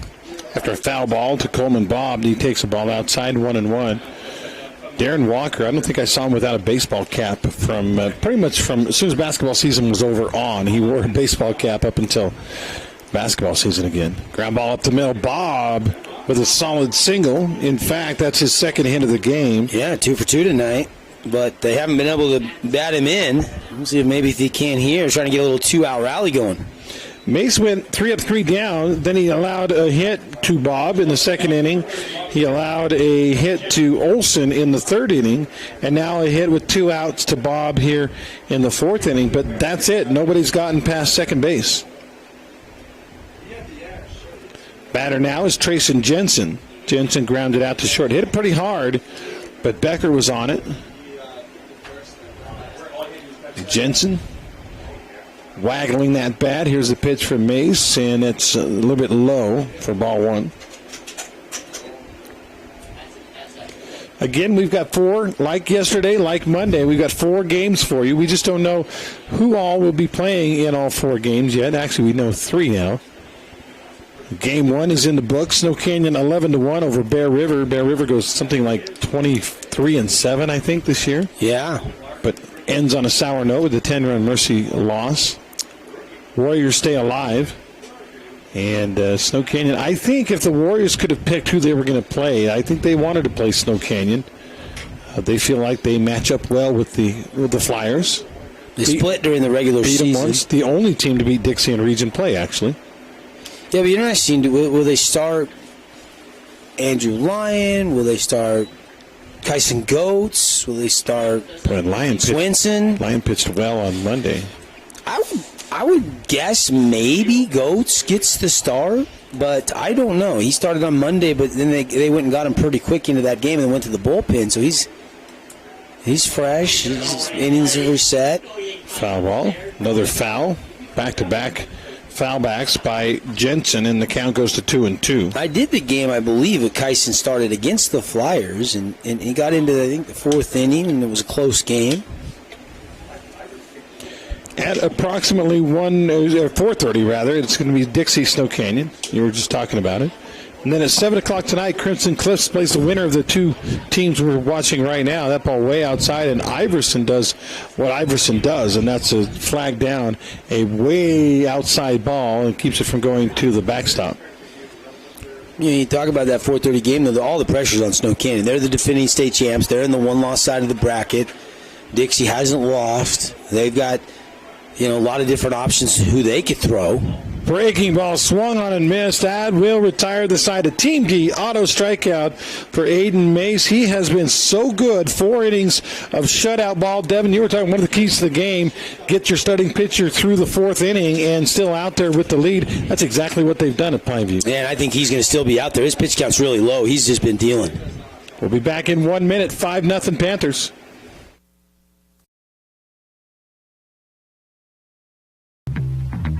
Fabulous Freddy's is the locals' choice for a full-service car wash. It's fast. Have your car washed in just 20 minutes or less. Fabulous Freddy's always keeps it clean inside and out with 2 Southern Utah locations as well as in Vegas, Lehigh, and Sandy. You've been eating the delicious sandwiches from Jimmy's John's? They got summer wraps. They're new. This one's chicken Caesar. Got croutons too, boss. Freaking Jimmy's John's! New summer wraps. Get them before they're gone. Sky Mountain Golf Course is in great shape this spring. Sharpen your game with the Springtime Radio Golf Special. 18 holes, cart, range balls, and lunch, all for just $69. As always, don't forget to bring your camera. That's only at Sky Mountain Golf Course. 435-635-7888.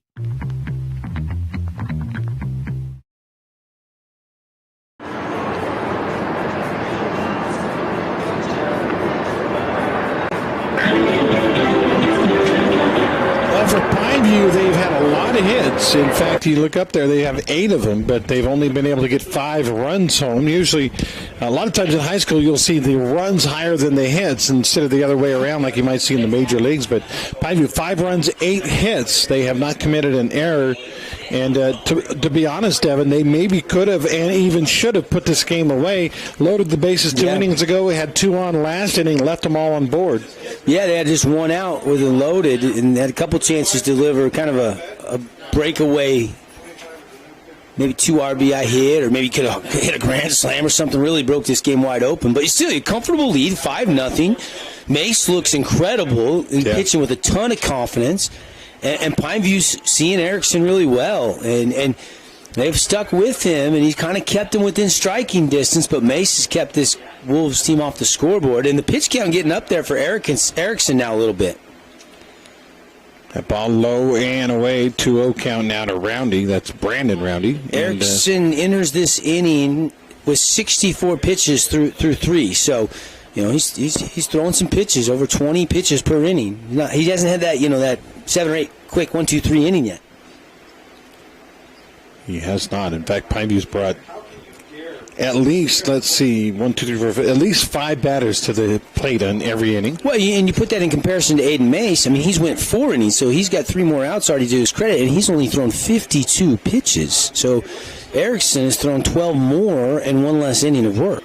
That ball jacked to left field. Left fielder coming hard, makes the catch as his hat blows off of his head. Nice job out there by Stewart to keep that one from landing on green grass. 1 down. Yeah, and that time I like it because Stewart didn't hesitate. He committed to going and running that and tracking it down, coming in. Brock Roundy to the plate now. That was Brandon that flew out, lined out to left field. And now you've got Brock who, let's see, reached on a fielder's choice, walked, scored a run. And that walk was an RBI walk with the bases loaded. Yeah, Brock hitting 296 this year. Senior season. Takes a ball high. Hits left-handed. As Erickson's still out there, the starter, he's been hit around a little bit, but he's hanging in there, and he gets a swing and a miss that time. 1-1. Nash Schroeder on deck. Schroeder has tripled and popped out.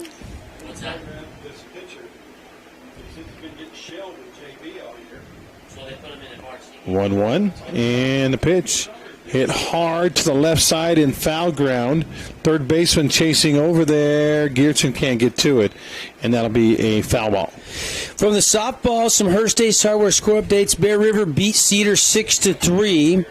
Hurricane, the 5 seed, beats Snow Canyon, the 4 seed, 6-4. So Bear River and Hurricane are playing right now. Crimson beat Desert Hills 13-3, and Ridgeline beat Dixie 10-0. So Crimson Cliffs and Ridgeline also playing right now. And then you got Desert Hills versus Dixie, and Cedars playing Snow Canyon. Those are the second matchups now over at the Canyons softball complex. You say Hurricane beat Snow Canyon. Yep, 6-4. That's a mild upset. That's the 4-5 seed matchup. That one drops just inside for a ball. That was a tough one to take. That would have been strike 3, but Roundy took it, and the count is even up. 1 out, nobody on. Pineview with the second batter now here in the 4th. They've had a runner at third in all 3 innings and have scored 5 runs. That ball hit hard to right center. The right fielder, though, drifts over to his right, and Bauk makes the play for out number 2. Looked like off the bat that Roundy was going to have himself an extra base hit, but it was really within another, 4, 5, 6 steps to the right for Bauk, and he makes a catch, and that'll bring up Nash Schroeder. We've mentioned many times his dad is an assistant coach at Dixie State basketball and a former Portland State Viking. Yeah. Schroeder hit that one high in the air. Shortstop back. He might be the only guy that can make the play. He drifts back, and Jensen gloves it for out number 3. And really for Erickson, that is exactly what he needed. A 1-2-3 inning after 4 complete on our We Win scoreboard. It's still 5-0 Pineview. This is Parker.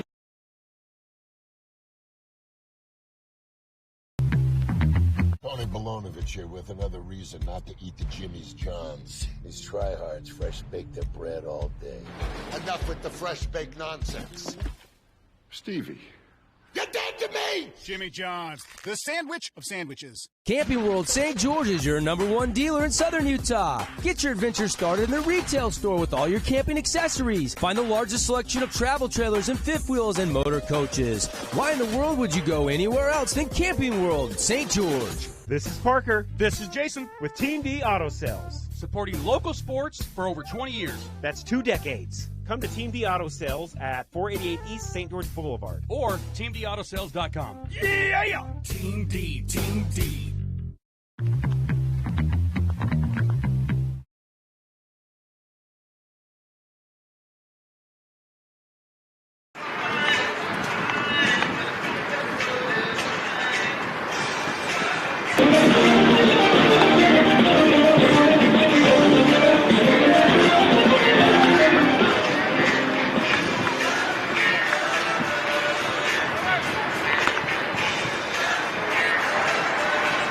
Devin Dixon, Andy Griffin, back with you. Ideal Home and Paint, bringing you our Florida State Baseball Championship coverage. All the first-round softball games are in the books, and the second-round matchups going on. And we still got 2 more games after this one, Andy, as Pineview's leading 5-0 over Green Canyon in an elimination game here this afternoon. Yeah, this is the last hope for Region 11 because Bear River bowed out earlier today, so the Region 11 champs are gone. And third-place team Green Canyon in here trying to keep things alive, but they've got to rally, and in the top of the 5th against the pitcher who's been red hot, see if they can do that. First pitch perfectly thrown in there to the batter. That is Nick Bauk for strike 1. Bauk, though, is a guy that pitched it really well when the arms, but 250 batting average on the season coming into this game. Team batting average, though, for the Wolves, 318. They swing it pretty good. 0-2, beautiful curveball, strike 3. Bauk never gets the ball off of his shoulders, and that's out number 1 on the Team D auto strikeout for Mace. And it's not often that you have teams that have almost identical team batting averages, but 318 is what Green Canyon hits, 317 is what Pineview hits as a team. Through the whole season, they're 1 point off of each other as far as that statistic goes. There's a shot to Schroeder. He blocks it, throws it, and they get him. That came down. He actually made the first baseman jump up in the air, but he was able to get it, land. That was blocked by Ray Blackroundy, and landed just before the batter got there. The runner got there for out number 2. 2 down. That'll bring up the number 9 hitter, Carson Proctor, the catcher.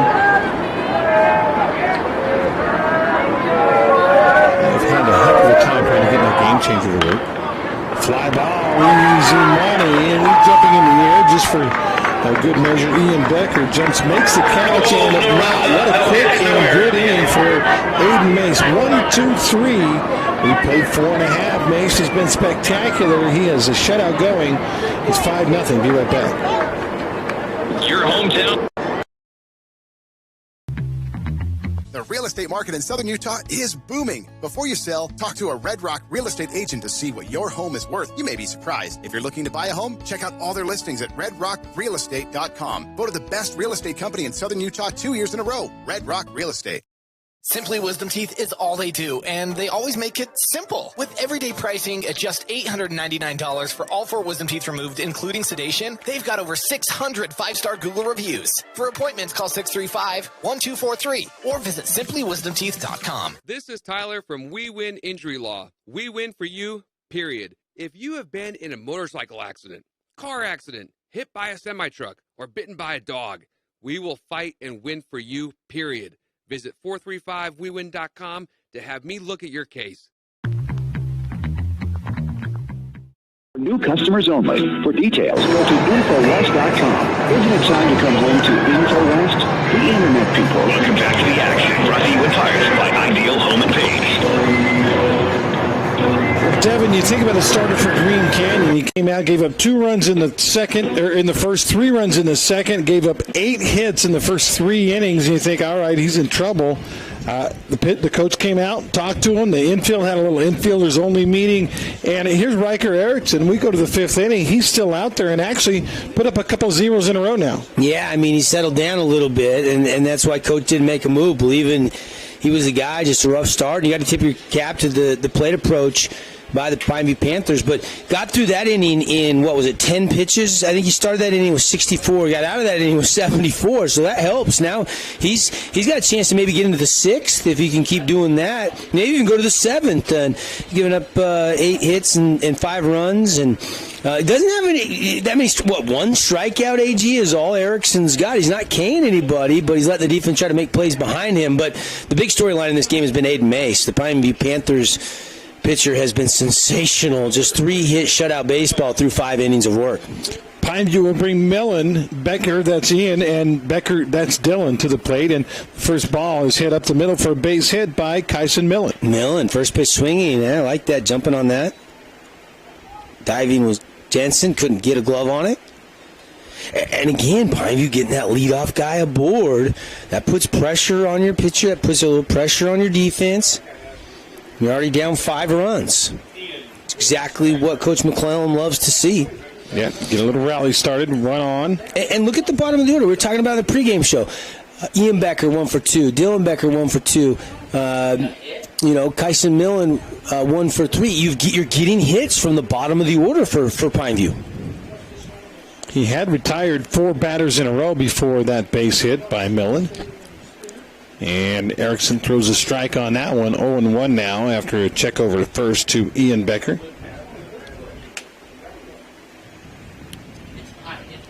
In our game, brought to you by all kinds of great folks, including Fabulous Freddy's, full-service car wash. Ask about the Unlimited Car Wash Club, as low as $20 a month.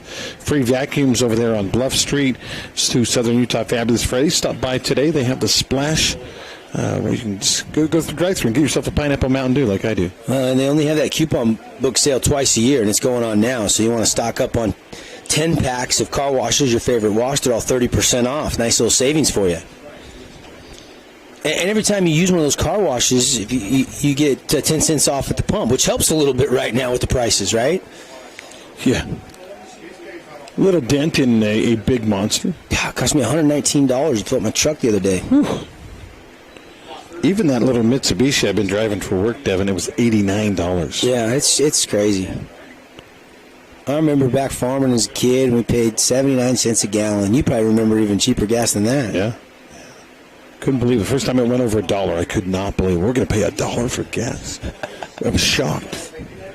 Love to pay $1 right now. Oh, I'd love to pay $2. Yeah. Actually, 3 would sound pretty good right now. Yeah. 1-2 pitch, grounded left side, just left of the bag, and that'll be a foul ball by Ian Becker.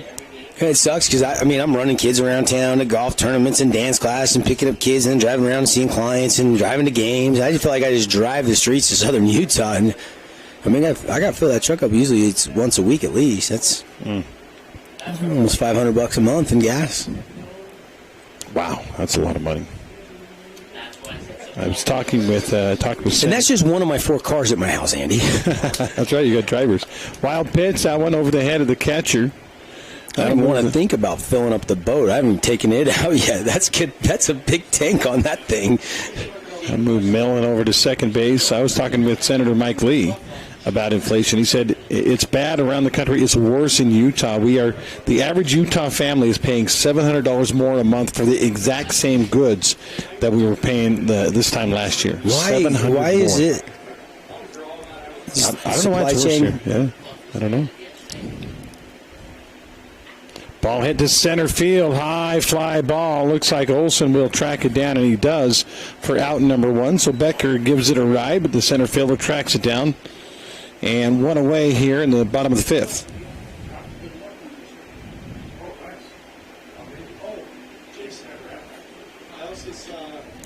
Pineview with a 5-0 lead had some big opportunities in the second and third innings to make it a lot more. They left the bases loaded. They had bases loaded 1 out and couldn't get any more across after 3 had already scored.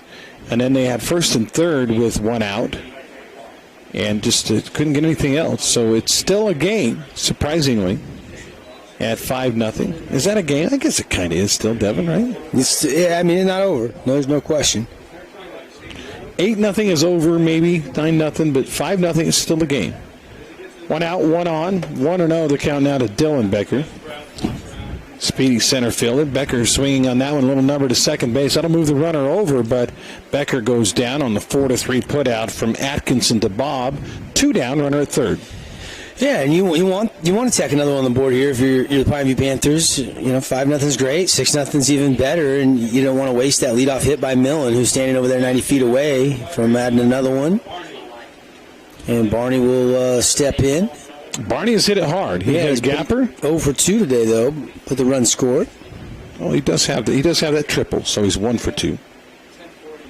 Remember that Gapper where the two guys collided? That was him. That was Nash Schroeder, wasn't it? I think Schroeder's triple was over the left fielder's head. I'm looking at game changer. So unless they score something in an error, the only triples in this game are Schroeder and Shakespeare. So, but different scoring, Throw back, and they got him. Nice throw by the backup catcher, Proctor. Guns it over to third. Caught Millen too far off the bag, and that'll retire the side. Little mistake on the base pass there for Kyson Millen. And pretty good job defensively by the Wolves to throw behind him and tag him out. So 3 outs, and that will end the 5th. We played 5 complete in an elimination game. Somebody's going home in about a half an hour. Who's it going to be? Pineview's up 5-0 right now on our We Win scoreboard.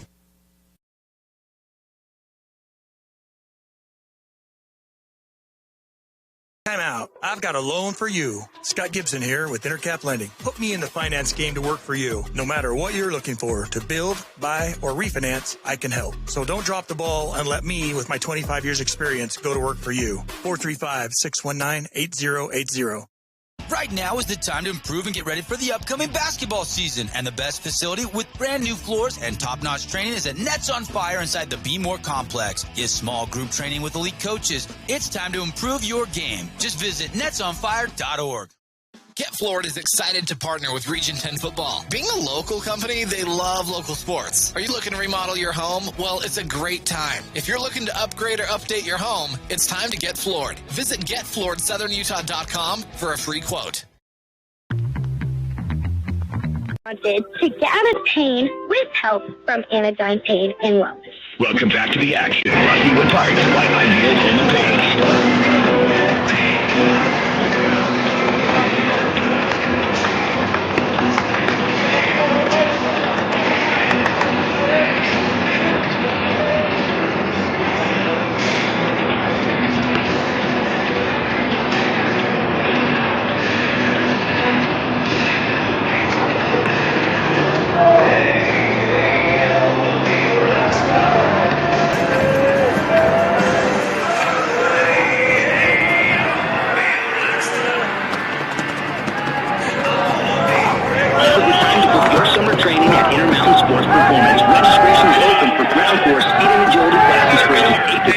At Little Valley, Crimson Cliff, Hurricane, and the Be More Complex. Train all summer for just $180 to $200. We also have elite individualized speed and power training specials at either of our 2 locations for all sports, all ages, and all levels. Early bird pricing is available now, and prices go up. Is limited, so visit us on Instagram at SPG Acceleration or call 251-2299 to reserve your spot. Today's game is brought to you in part by Nets on Fire. All right, while we were out, the first batter of the inning is hit by a pitch. That's Abe Olson. There was some controversy. Was he really hit? In fact, the Pineview coaches are saying, look, if it gets a piece of his jersey and he makes no attempt to get out of the way, can you really give him the base? And that's not an argument that Glenn McClellan will win, but bottom line, Green Canyon has a runner on first for the first time in this game. They've got the leadoff guy aboard, and that'll bring up Cade Atkinson. Coach Max wearing black top Pineview Panthers baseball shirt with long sleeves. Yeah. Near triple digits here at the ballpark. You don't want to get a farmer stand today. It's a mindset thing, right? Big cut. Atkinson was trying to make it a 5-2 game with one fell swoop, but he missed it. 0-1. Geertsen on deck. Erickson, if we get there, would be batting fourth in this inning. Well, and here's the problem. I mean, Olson's 1 for 2, but Atkinson 0 for 2, Geertsen 0 for 2, Riker Erickson 0 for 2, Coleman Bob is 2 for 2, but your 2, 3, 4 hitters haven't done anything yet in this game. They need to start producing, and this is the time to do it. You're running out of ABs here later stages of this game if you're going to come back and make this interesting. And another big cut by Atkinson and another swing and a miss. I have Mace for 59 pitches or so. Yep. And we're in the 6th inning. And 71% strike percentage, so he has been around the plate. Throws that one out of the strike zone, see if you can get him go fishing. It's been just like we were impressed with Talon Kelly's pitching performance in the early game today, the Snow Canyon one. We've been just equally as impressed in this junior Aiden Mace's performance here for Coach Mack. That one poked to the right side, right fielder backing up. He's got room, though, and making the catch is Kyson Millen in right for out number 1. Yeah, it looked interesting when he had to turn and run hard, but then was able to silhouette, spin, turn, face it, and catch it high above his head. Zach Geertsen to the plate. Geertsen, as good as he's been in other games, really hadn't done much in this game. Not defensively, not offensively. He's 0 for 2 from the plate with a strikeout and a weak ground out to short. Yeah, maybe now's the time. He's due. Nearly 500 hitter. You got to figure. He's going to figure it out eventually. Big right-hander against the right-handed pitching Aiden Mace. With Olson at first. Breaking ball drops in the dirt. Good block by Iverson for ball 1. We don't know what tomorrow is going to bring because if the teams with no losses win both games at 4:30 and 7 tonight, there will be no games tomorrow. On Thursday. It'll be an off day. Yep. And then we'll go to Championship Friday. But if the teams with a loss win tonight, then we'll have maybe 1 or 2 games on Thursday. Ball hit high and hard to center field. On his horse is Becker. He won't get to it. Gone. And it's gone. I didn't think it had the carry, but it did. Geertsen, I was just talking about, he hadn't done much offensively. Well, he has now, and it's a 5-2 game. Yeah, we were just saying that middle of the order needs to produce. You're running out of innings, top of the 6th here, and finally they get to Aiden Mace, a 2-run shot, shading the left side of that center field wall. If that's hit, a little bit more straightaway center, it doesn't climb the fence where it's elevated, but that one just right by the scoreboard, 380 feet fly away baseball. That one got out quick too, AG. J.P. DeWitt will go out and have a chat with Mays. Usually when the pitching coach goes out, he's not going to make a move. But I think you're right. I think if that one is straightaway instead of just a little bit off to the left, it doesn't clear the fence. It's maybe a double instead of a home run. So they cut the lead down to 5-2 with one swing of the bat. As good as Mace has been, it may be time now to think about, all right, maybe he's given us what he's got, and it's time to turn to Roundy or someone else. We'll see. Yeah, you got to believe Brandon Roundy, unless you're saving him to start tomorrow, could be. Or tonight. They have another game. Or tonight, yeah, that's what I meant. Right now with the 3-1 lead, that's still very much in play. So you don't get a game tonight if you don't win this game. They send a couple of guys down to the bullpen for Green Canyon. I don't see anybody warming up for Pineview. And a pitch, breaking ball in there for strike 1 to Riker Erickson. Erickson, the pitcher in this game, giving up 9 hits, 5 runs, but his team is still in this thing at 5-2. The pitch, fastball outside, ball 1. Things getting a little interesting now here at Pineview Green Canyon or Hearst Field with the score now 5-2. Aiden Mace looked unhittable for most of the game. A breaking ball out in front of that one is Erickson, and he fouls it for strike 2. Erickson grounded out to short, hit it hard, but grounded out to short in the 2nd inning. He also flew on a liner right out to the left fielder, Andrew Shakespeare. 1-2 the count. Now you maybe try to throw something out of the strike zone, see if you can get him to fish. The pitch hit up the middle, right between the legs of Mace, and that'll be a base hit, a single up the middle, a little 5-hole through the wickets, huh? Yeah, and Erickson now get his first hit of the game, just like Geertsen did leaving the ballpark. And now all of a sudden, little pressure put on Mace for the first time in this game, really, Andy. Did you pitch when you were younger? Did you ever pitch at the high school level? No. You know, my freshman year, we started it was our first year we had a golf course in our town, and I started a high school golf team. And so I switched. I played through 8th grade, and then freshman year I started playing golf. Football, basketball, and golf were my 3 sports in high school. I pitched some in Little League, but not at the high school level. I just can't imagine a ball coming back at you 100 miles per hour after you just pitched it. And Mace did a good job to get out of the way. Curveball hit to the gap in right center. Becker's not going to get it. That one will roll to the wall, and runner will round third, and he will score. And it's going to be a 5-3 game now, and Pineview may just have to make that move at pitch. Coleman Bob, perfect day continues. He's now 3 for 3, another double and an RBI. And yeah, I mean, all of a sudden they have found Mace this 3rd time through.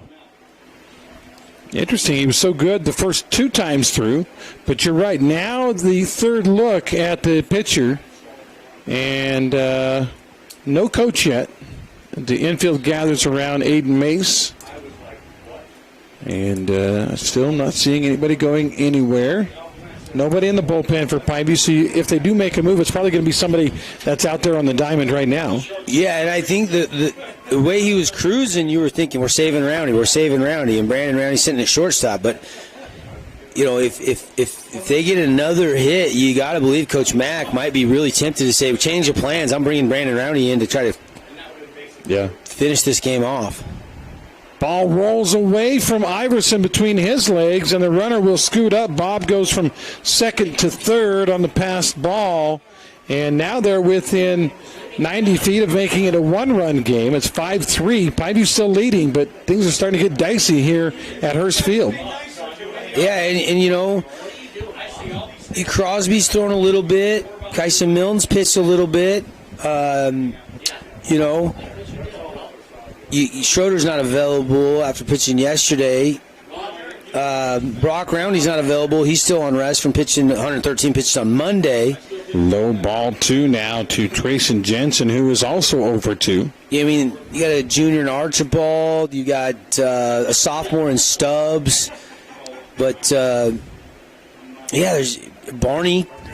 You know, pitched a little bit this year, but 6 appearances. He's 3-1. Pitch hit to the right side. The right fielder backing up.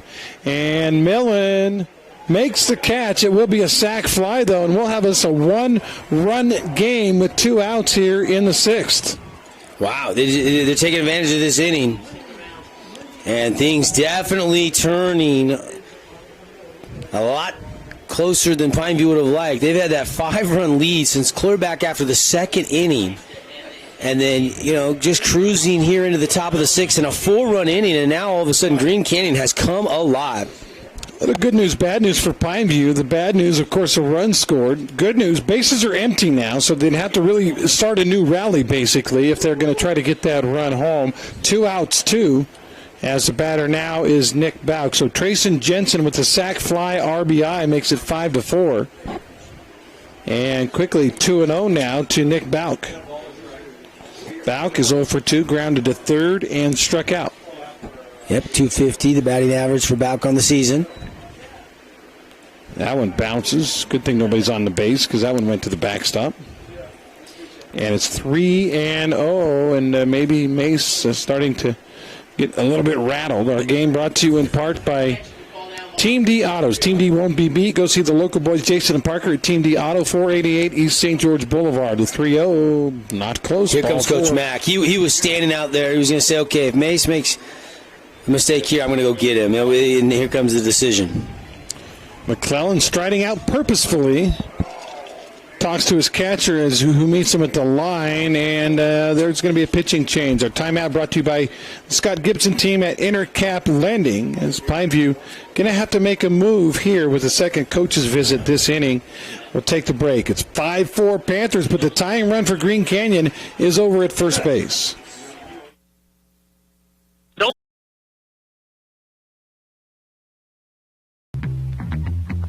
Utah is a place to connect with loved ones, and JRI can help you ensure that connection by protecting yourself, your family, and your assets.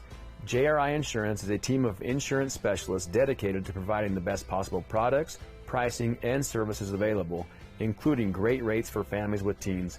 With locations in Payson, Saratoga Springs, West Valley, and Cedar City, JRI is proud to represent Utah's insurance company, Bear River Mutual.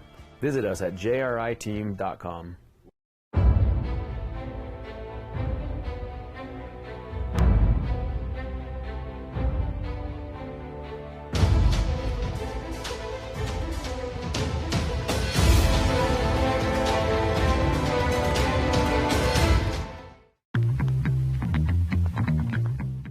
Donate $60 to each school you win. Plus, when you sign up with Morgan Pest Control, your first fourth graders is $60. So call now, 673-9172. Tonight's game is brought to you in part by Interior Design Center. Make a move at on the bump for Pineview because that 5-0 lead has evaporated. It's now 5-4. And Brady Barney's going to take him out. We've talked a little bit about effectively wild. Barney just threw the ball about 8 feet wide of the catcher during warm-ups here. The poor guy trying to gauge the speed of the pitch. He kind of did it again.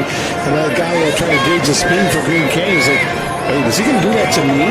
Yeah, and this is probably a tough decision. You want to bring Brandon Roundy in, but you want Brandon to be able to start later tonight if you can against Crimson Cliffs. But there is no Crimson Cliffs game if you give up and serve this lead and go on to lose this game. So this is not an easy decision here. And I would guess that if Barney can come and get the job done, it'll look brilliant. If Barney comes in and struggles, he might have a short leash. Yeah. And you might have to change plans again. Brady Barney this year, 3-1 record of 5.78 earned run average. That's based on 7 innings, so maybe about a run an inning for Barney.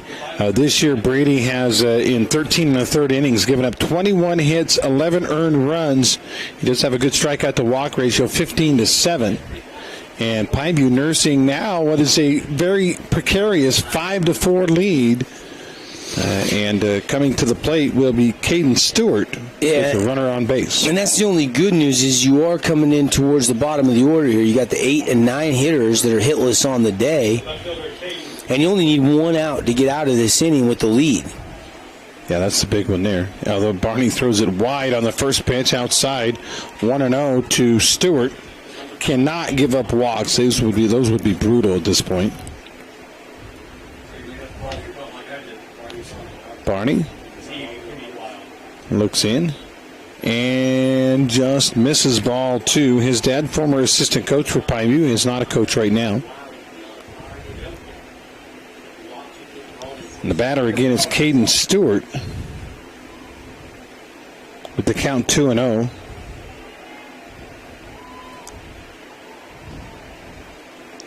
The delivery, fastball fouled off by Stewart, 2-1. Stewart, a pretty light hitter, 194 on the season. Has one extra base hit all year long, a double. By the way, over the softball field, Region 10 showdown and elimination game, Desert Hills leading Dixie 5-1. Hearst Ace Hardware update for you. 2-1 count. Barney delivers. Fastball inside and tight. Just misses hitting the guy, and it's 3-1. And Brock will run over and chat with Brady. Probably something to the effect of, dude, throw strikes. We got you. 3-1 to the 194 hitting Caden Stewart with a runner at first and the number 9 hitter on deck. Barney delivers. Grounded to short. This should be easy. Picked up, stepped on the bag. Nice job by Brandon Roundy. And that is out number 3. Got the job done, didn't he? And Panthers still have that lead, but although it has been trimmed to just one Red Rock Real Estate run, 5-4, and now we got a ball game, Andy. We got a ball game. See if Panthers can answer here in the bottom half of the 6th. Ground out 6 unassisted will retire the side, but 4 runs home for Green Canyon. Will go to the bottom of the 6th. 5-4 Panthers clinging to the lead.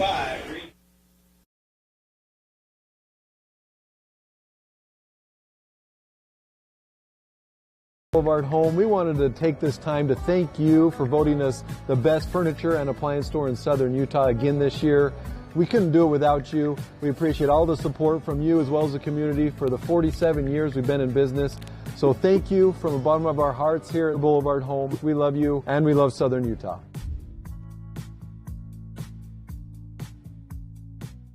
Ace is the place with a helpful heart. See Hearst first this month for great deals on red hot buys at Hearst Ace Hardware. Make sure and get an Ace Rewards card for savings around the house, the yard, or the job site. Stop by Hearst General Store Ace Hardware, conveniently located in the heart of downtown Cedar City and St. George. This season, Region 10. We love sponsoring local sports, and good luck to our local athletes in the classroom, on the field, or on the courts. If you've been in an accident, we win for you, period. Visit 435wewin.com for a free consultation on your case. Tonight's game is brought to you in part by the East West Clinic in St. George. Welcome back, Andy and Devin. We are field side here, actually just above the field, and I don't know, we're about two, 3 stories high from where the field is at, but it's so good to be here in the 4A state tournament at Hearst Field. We do have a new pitcher in the game for... Yeah, it's Abe Olson. Abe Olson, the center fielder, will come in to throw. Did he throw on Monday? I think he did, yeah. You had that game Monday. I didn't have that Green Canyon game Monday. I thought he pitched. I don't know how many pitches he's got, but 4.03 ERA. He's 4-4 this year, 9 appearances, 3 starts. Giving up 54 hits in 41 2/3, so a lot of innings this year. His strikeout to walk ratio, 26 Ks, 19 walks, and those are actually both small numbers for 41 2/3 innings.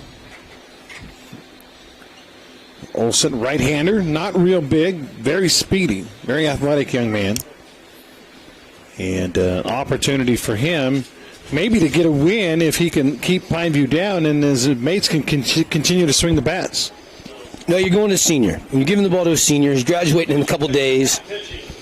And you're saying, hey, Erickson got us all the way to this point, through 5. Yeah, I can't say enough about that kid because he gave up 2 in the first, 3 in the second, and had bases loaded in the second, and also had a couple of guys on in the third, and yet held Pineview to just 5 runs. It could have been so much worse. I was trying to see how many they've left on base.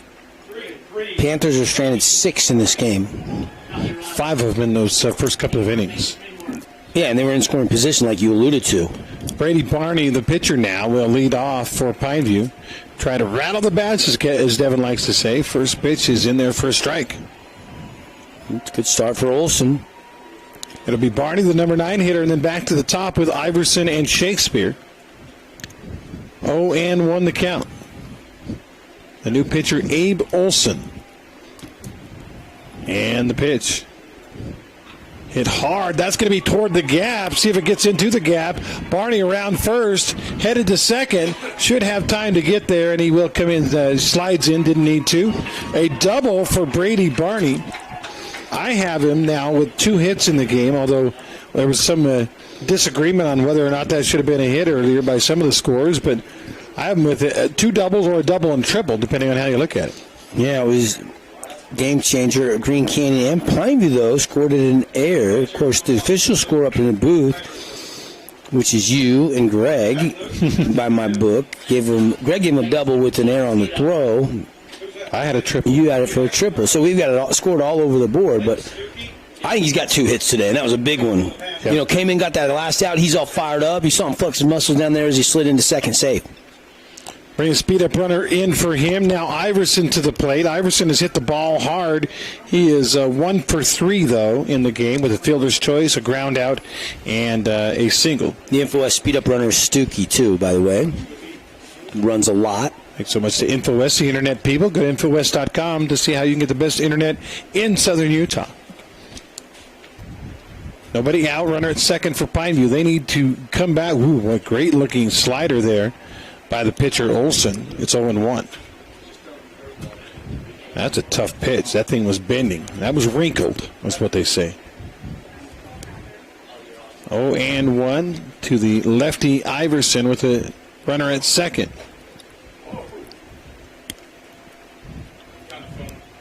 And that one misses way outside, 1-1.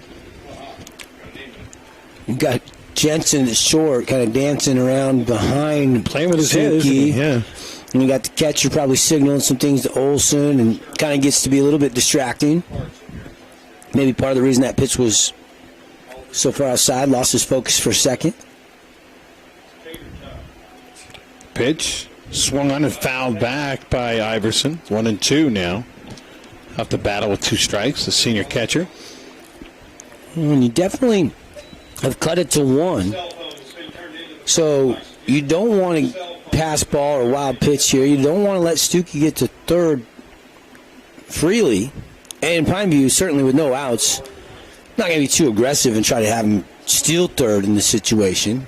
They want some insurance runs. Yep. And you got the top of the order coming up. Even 1 run would be monstrous at this point with a 1-run lead. Olson, the pitcher, taking his time. Now the delivery. Breaking ball stays outside, and the count evens up at 2-2. Trying to bend that one back in to just paint the edge, but just didn't quite make it. This is do or die time as we go bottom of the 6th. The loser of this game is done for the year. The winner plays Crimson Cliffs tonight. And if Pineview wins this game, you'll have the 1, the 2, the 3, and the 4 seeds. That's right. Pitcher wheels, but no throw to second as Stuckey scampers back. Of course, that's because Canyon is the 4 seed, and they beat Bear River, the 5 seed, and sent them home earlier today. 11-1, the Mercy Rule game. A couple walks with the bases loaded to end it. And this time they wheel again, and they fake it. It's a fake throw, and now they've got him in a pickle. The runner didn't know what to do, and he's tagged out. That was the old bluff play. You fake like you're throwing to second base on the wheel play. Pitcher never let go of the baseball. Yeah, and then but they sold it. I mean, they got a career in acting because the shortstop and the second baseman started to run into center field. So you've got Stuckey sees them run like they're going after the ball, and he starts to take off and then realizes, uh-oh, Olson had the ball the whole time. I'll tell you what made that play, Devin, is the very first, early on, when Iverson first came to the plate, Jensen faked him and he bit it. And I think they thought, all right, we got a young guy, we can maybe bait into this kind of play. That is a huge play for the Wolves. And then Iverson strikes out, and just like that, no outs and a man in second, you have 2 outs and nobody on. Oh, what a change of events. You're thinking insurance run very feasible, and now Olson's got a chance to get out of this inning unscathed after that leadoff double by Barney and keep it a 1-run game. Shakespeare to the plate. He's 2 for 3, singled in the infield. He also tripled and scored back in the first inning. He flew out, so 2 for 3 in the game. The lefty Shakespeare facing Olson for the first time. The pitch, low, ball 1. Pineview up by 1 run. They led by 5 before the top of the 6th, but gave up 4. And now they almost take a miracle to get an insurance run with the bases empty and 2 outs. Pitch, ball flared, foul.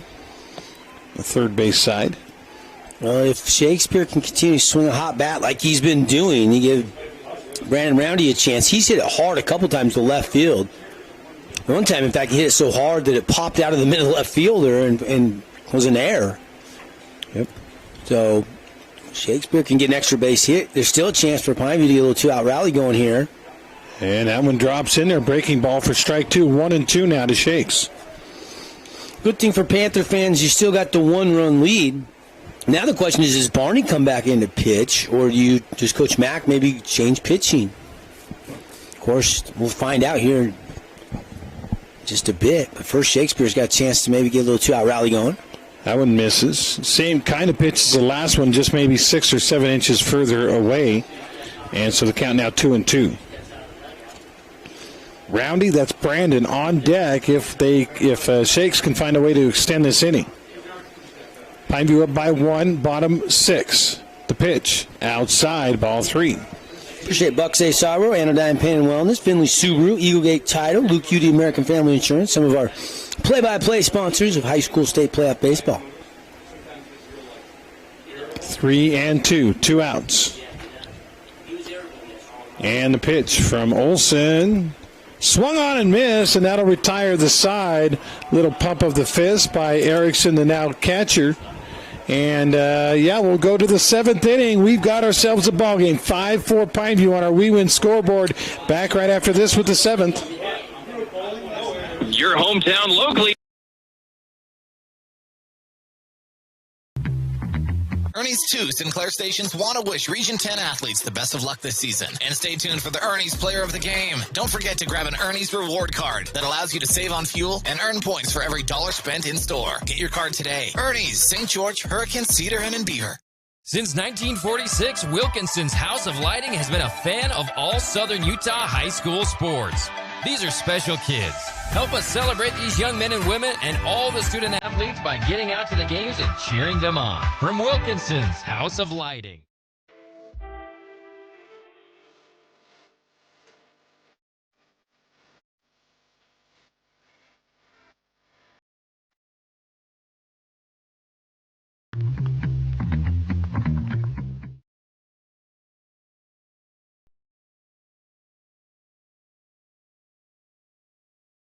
Wilkinson's House of Lighting. Welcome back to the action. Brought to you in part by Ideal Home and Paint.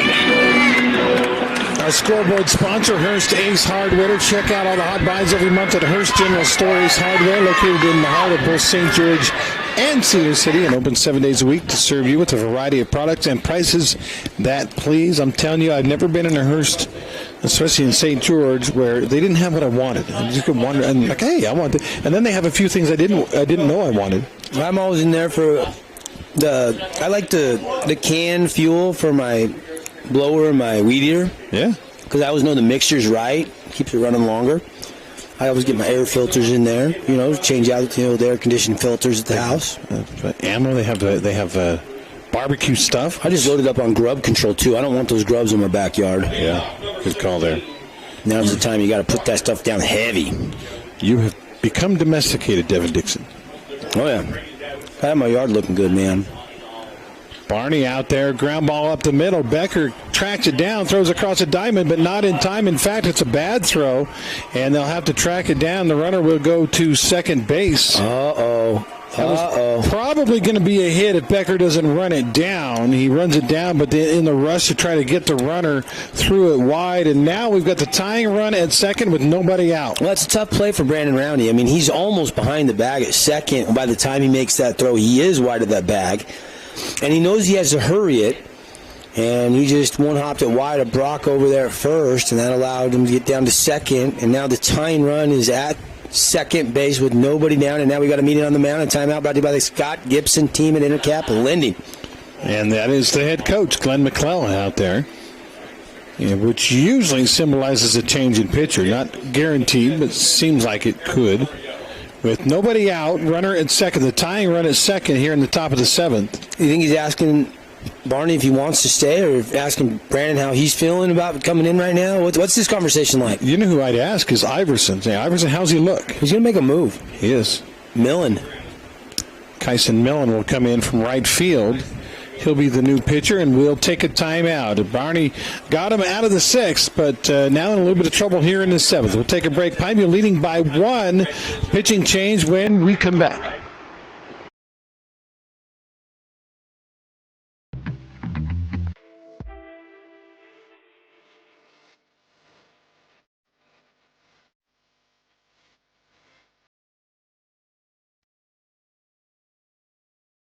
Got a project at work or around the house? Well, think Bucks Ace Hardware. Think Bucks for all the top brands like DeWalt, Milwaukee, and Stihl. Plus, Bucks has the best sporting goods department. You've got to see their gun department. It's stocked with a great selection of guns and ammo and accessories. 2 locations at the Dino Crossing in St. George or State Street in Hurricane.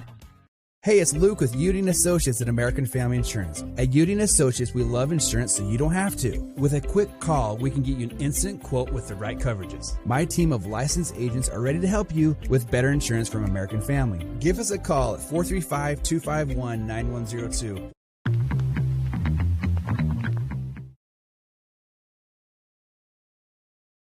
$49 per player. Call for tee times and all the details at Sky Mountain Golf Course in Hurricane. Tonight's game is brought to you in part by Interior Design Center.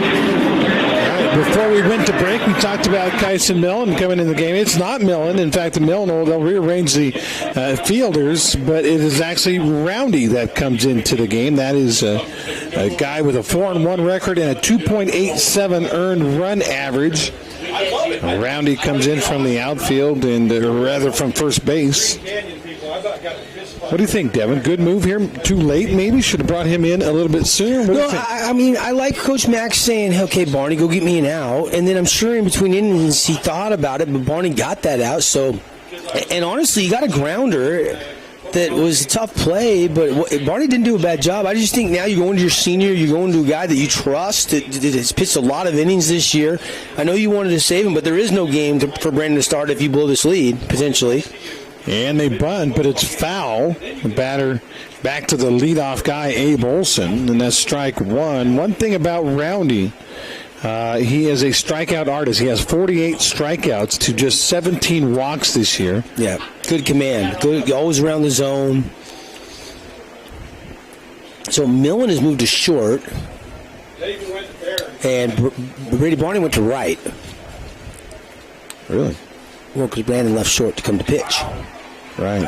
That ball called strike two on the outside edge. 0-2 now to Olson, whose main job here is to advance the runner.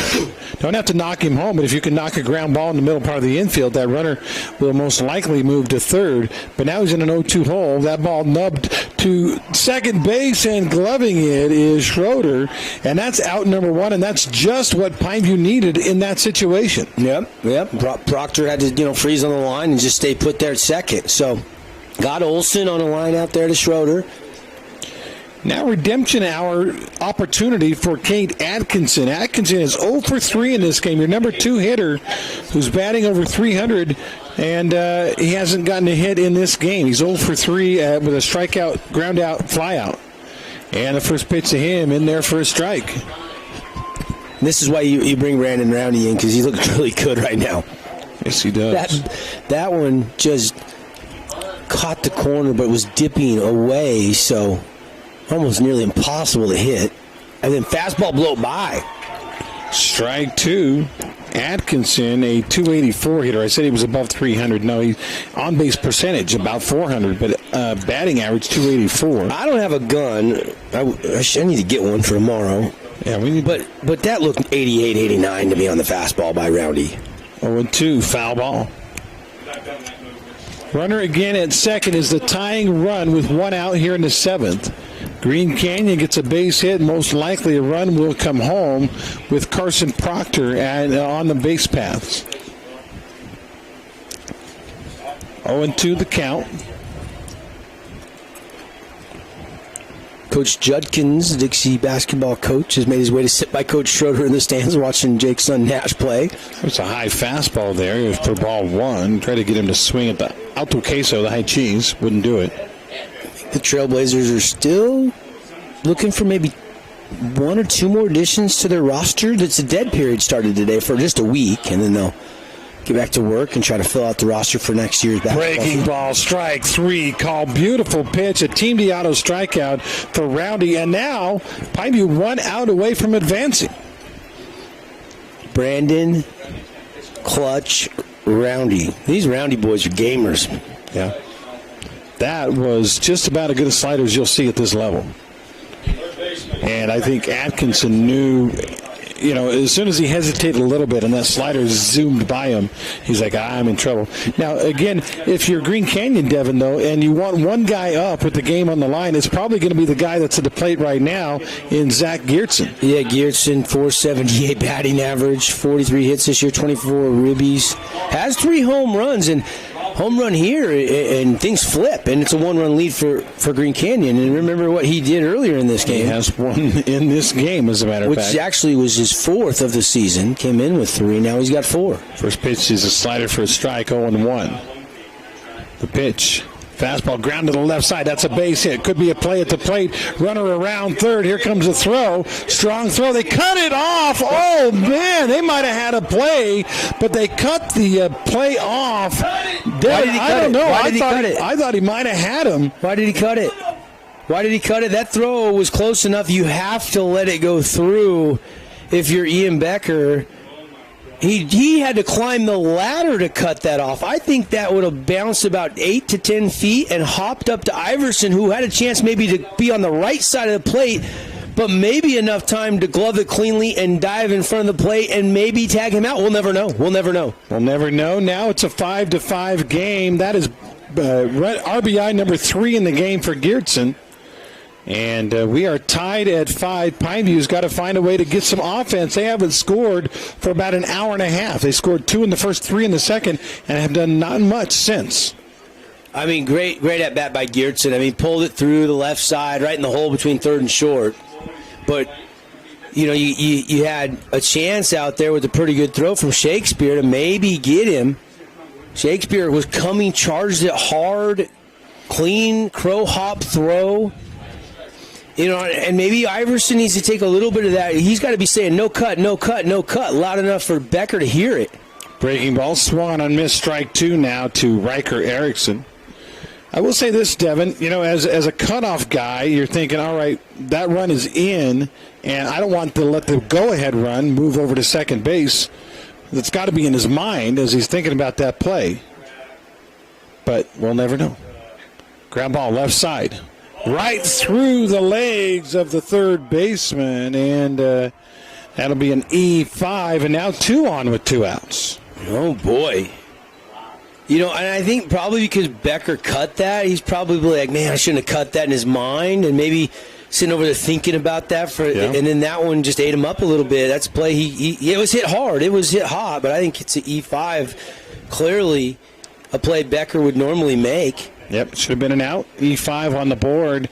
That is the second error of the game on the Panthers. And now 2 on for a guy that all he's done today is, 5 bases. A double, a single, a double. Bob swings and misses at the first pitch for strike 1. None of them against Brandon Roundy, though. First time seeing Brandon. 5 bases and 3 at-bats. That's a slugging of 1.667. Excuse me. Ooh, got the coach in the batter's box. Well, he tried to one-hand it, and he was mad he didn't make that play, but that was coming in hot. Looked like it hurt to me. But not one of those little league mushy balls. 0-2 now. Bob has shown he can get the bat on the ball against the hard-throwing Roundy, but he's in a hole now. The 0-2 pitch. Upstairs, ball 1. I like that high. You kind of get him thinking maybe. I wouldn't mind seeing him go upstairs again. Yep. And try to strike him out with that high heat. Does just barely getting a piece on the high breaking ball. I think that was a slider or a hard curve. The count remains 0-2. Again, the winner of this game, season keeps going. They'll play Crimson Cliffs tonight at 7. The loser of this game is done, and how about the Wolves showing some little pluck here and getting back in it. Ground ball left side, that's going to be foul. It fooled him there. Came with that off-speed pitch, and he was way out in front of it, maybe sitting on that fastball. Kept his hands back, though, and got a piece of it. I might start that hard bender on the middle of the plate and have it dart hard and try to get him to chase something darting down and out of the zone here. See what Iverson sets up as. 0-2 again. Check swing. Did he go around? No, says the first base umpire as they appeal. Iverson thought he did, and we'll do it all again. The count now 2-2. It was close.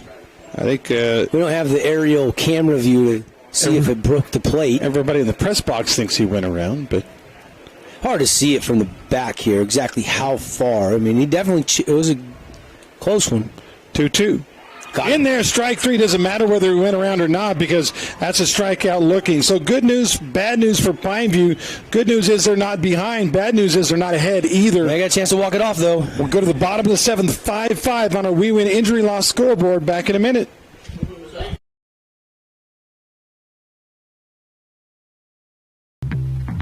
Tony Balonovich here with another reason not to eat the Jimmy's Johns. These tryhards fresh bake their bread all day. Enough with the fresh baked nonsense. Stevie.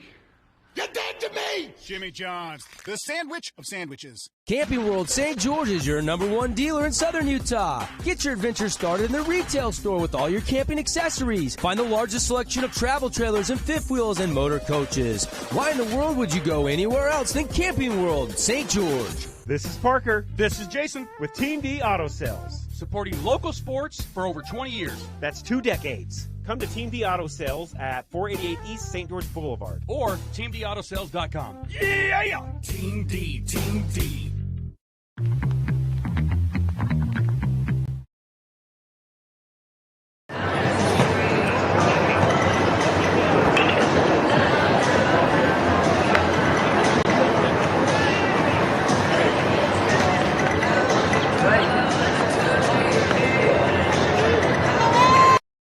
Hitter. So the heart of the order for the Panthers in Brandon Roundy, Brock Roundy, and Nash Schroeder. Those guys have, let's see, Brandon is 1 for 3.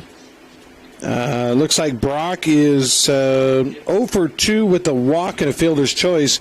And Nash is 1 for 3 with a triple and a couple of RBIs. Tie game. We got some high drama here, Andy. Finally. We got some high drama. Nobody wants to lose this game. Great comeback by the Wolves. You got to tip your cap to the gritty plate approach, key timely hits. And now, Pineviews got to respond. They need one to walk it off and win. And you look back to the base running mistakes that Pineview made, had some runners erased. You got that leadoff double, couldn't do anything with it. Then the fake play where they caught him leaning. I mean, there's been some big plays here in the latter stages of this game where Pineview should have maybe won it, but now they've got to go try to do it the hard way.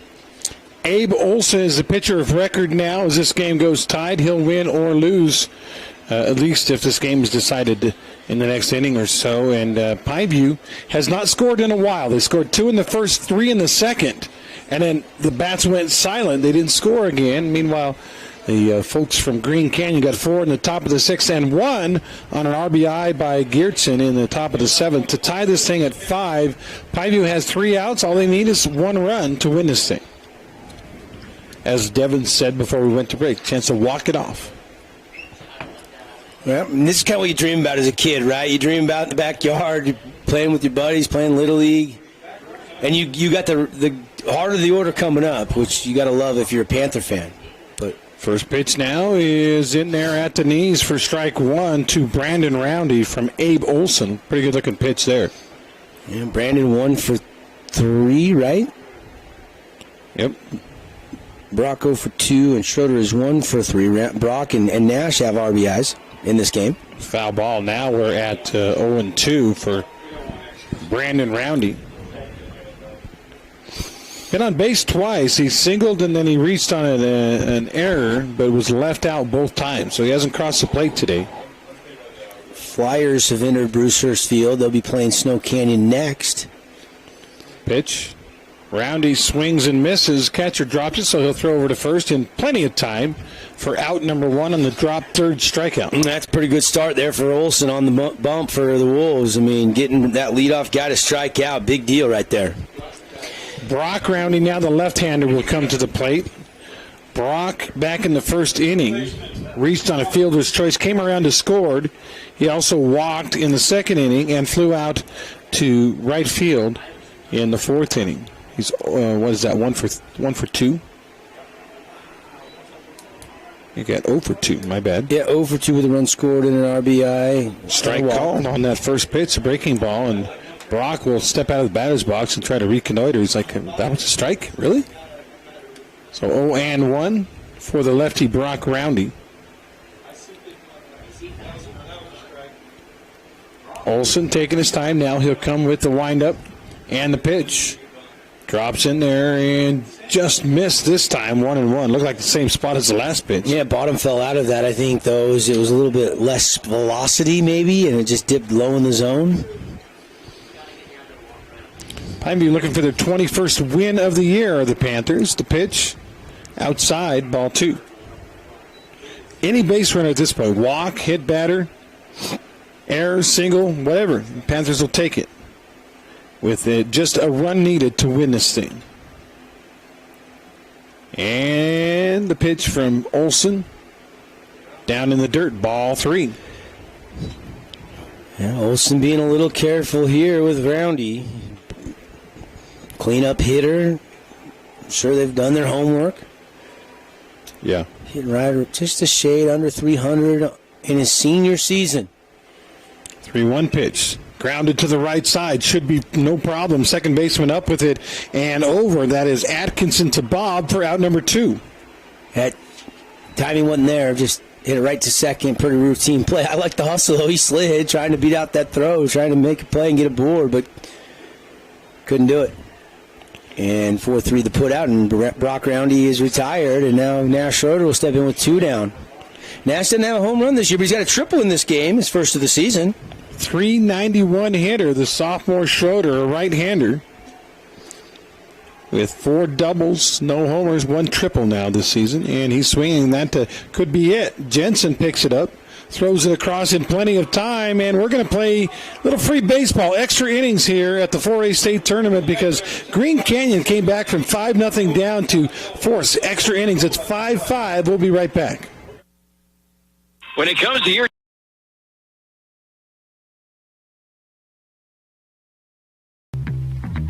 Ideal Home and Paint. Ideal has all the top quality brands like PPG, Pratt & Lambert, and Cimarron floor epoxy coatings. Ideal has that. Check out their paint design center, 4096 South River Road, or call 656-0801. When it comes to your child's teeth, Dr. Cody and his experienced staff at Johnson Pediatric Dentistry are game changers. So when it comes to checkups, a toothache, or any problem with your kid's teeth, call experienced veteran Dr. Cody Johnson at Johnson Pediatric Dentistry, 628-0511.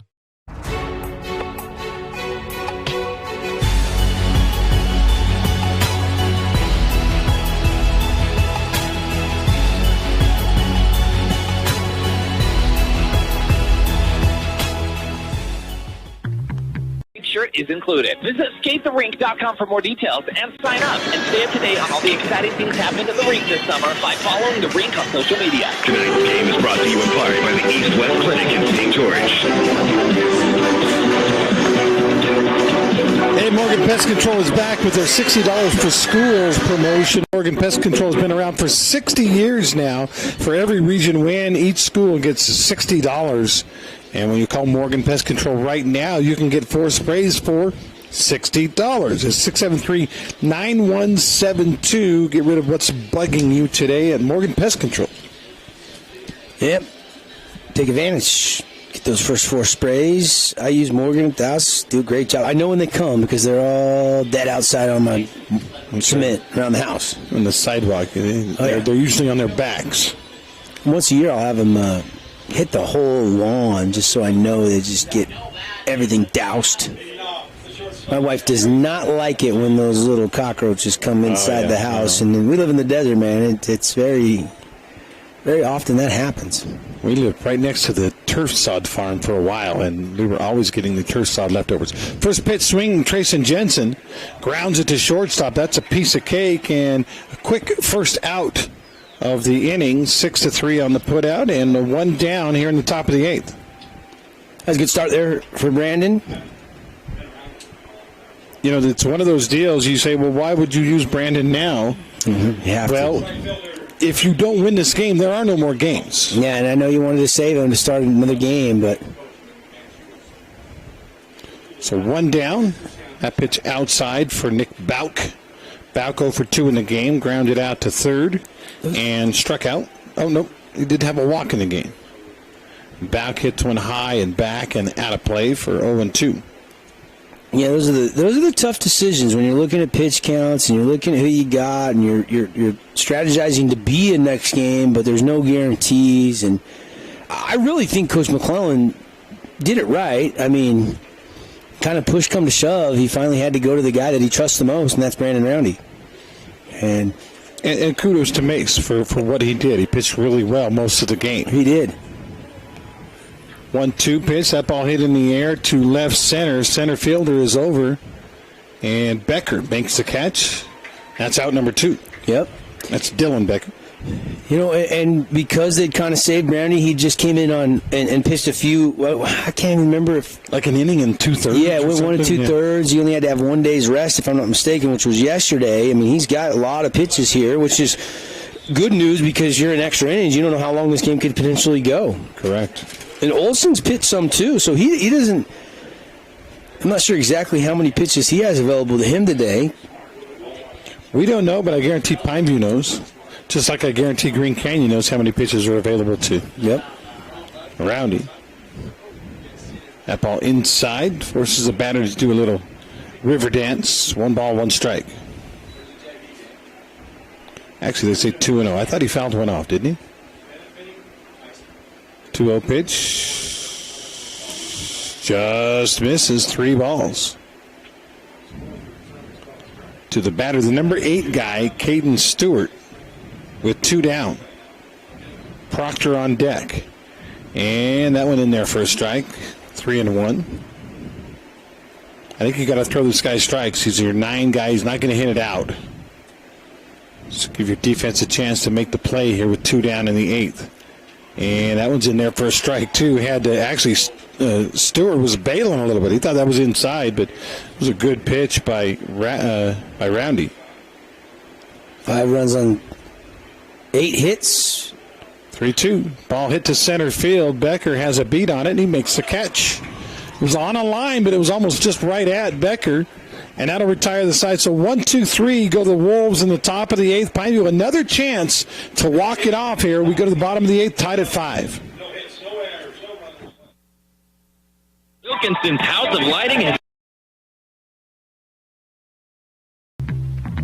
The real estate market in Southern Utah is booming. Before you sell, talk to a Red Rock real estate agent to see what your home is worth. You may be surprised. If you're looking to buy a home, check out all their listings at redrockrealestate.com. Voted the best real estate company in Southern Utah 2 years in a row. Red Rock Real Estate. Simply Wisdom Teeth is all they do, and they always make it simple. With everyday pricing at just $899 for all 4 wisdom teeth removed, including sedation, they've got over 600 5-star Google reviews. For appointments, call 635-1243 or visit simplywisdomteeth.com. This is Tyler from We Win Injury Law. We win for you, period. If you have been in a motorcycle accident, car accident, hit by a semi-truck, or bitten by a dog, we will fight and win for you.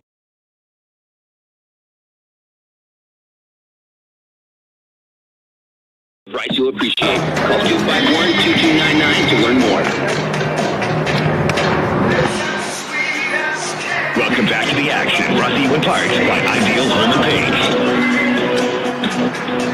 Well, the Wiz fought hard to get back and tie this thing. They did by scoring 4 in the 6th and 1 in the 7th to force extra innings, but then they come out in the top of the 8th and they're getting nothing done. So Pineview another chance. They didn't do it in the bottom of the 7th. Can they do it in the bottom of the 8th to win this game with a walk-off?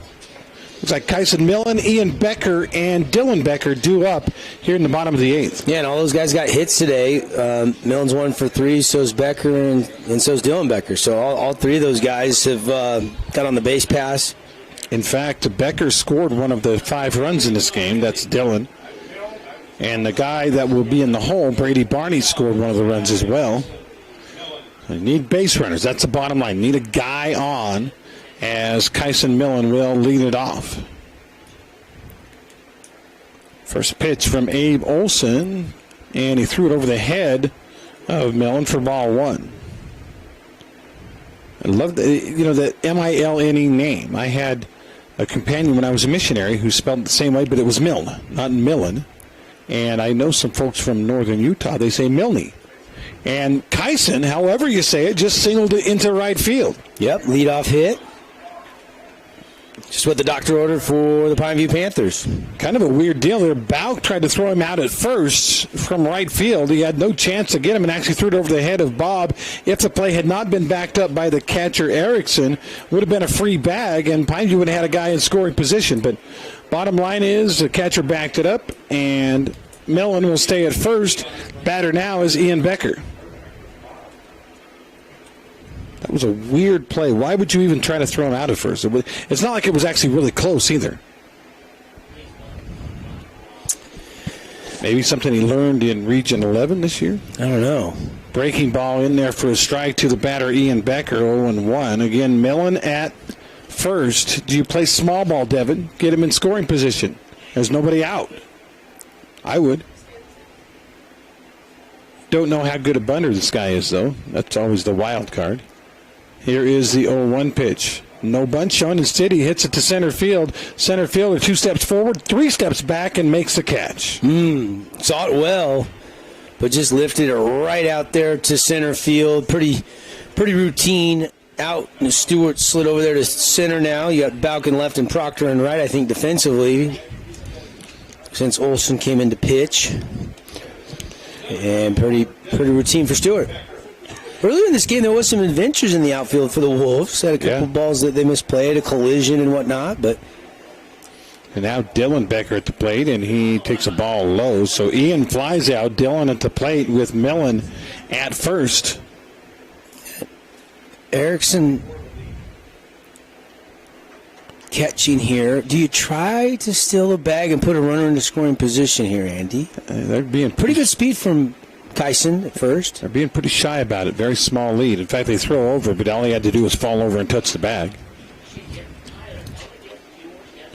Again, Millen at first, Dylan Becker at the plate. 1 out. We're in the bottom of the 8th.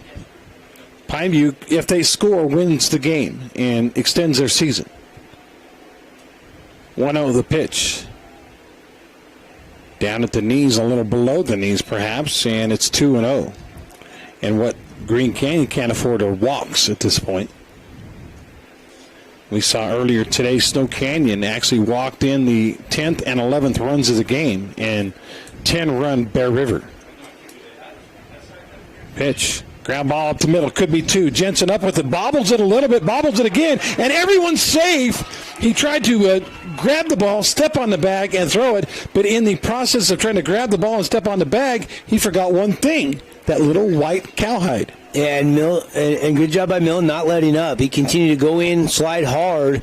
And when he reached up without the ball and went down to grab it, by the time he grabbed it and then stepped towards the bag, Millen had just beat him there, almost like a tie to the runner type scenario. And I think they got the call right. I think he just barely got there in time. And that is a big, big break for Pineview. Instead of maybe a double play ball. Now you got 2 on, 1 out. Mm-hmm. And the coach will go out as Scott Gibson, Intercap Lending timeout on the field. And I don't think they're going to make any kind of move. I think Olsen's your guy, but they're definitely going to have a chat on what to do here. That looked like a tailor-made. I mean, he wouldn't even have had to throw it. Just pick it up, step on the bag, and throw. But he never got the handle on the baseball, did Jensen. Yeah, maybe just because he tried to hurry to get to the bag to make maybe the throw a little bit easier, a little smoother, not to rush it. Forgot the most important thing, the baseball. It stayed right in the dirt. Just didn't palm it cleanly. By the time he reached back down, it was too late. Coach will head back. Pineview 5 runs, 11 hits, 2 errors. That's the second error of the game now on Green Canyon. They have 5 runs, 8 hits, 2 errors. And that's one of those give a good team an extra out kind of lessons, maybe an extra 2 outs kind of lesson there. And Brady Barney, who has hit the ball hard in this game, will be the batter. Runners at first and second, 1 out. Well, if he does what he did last time at the plate and hits it into the alleyway in right center, it's over. It would be over because he hit it deep. It was cut off near the track, but it was a double for Barney. Barney with 2 doubles and a fly out to center. He's hit the ball hard all 3 times at the plate. 2 on, 1 out, bottom of the 8th. Tie game. Winner will play Crimson later tonight. And the pitch. Outside, ball 1. Maybe your X factor is a walk here with load to bases. Then you start thinking about things like suicide squeeze and stuff like that with Iverson coming to the plate. But I'm getting ahead of myself. 1-0 right now to Barney. Olsen delivers a very nice breaking ball for strike 1. Yep. I think he was taken there, wanted to see one here in a big moment before he was really going to get too serious.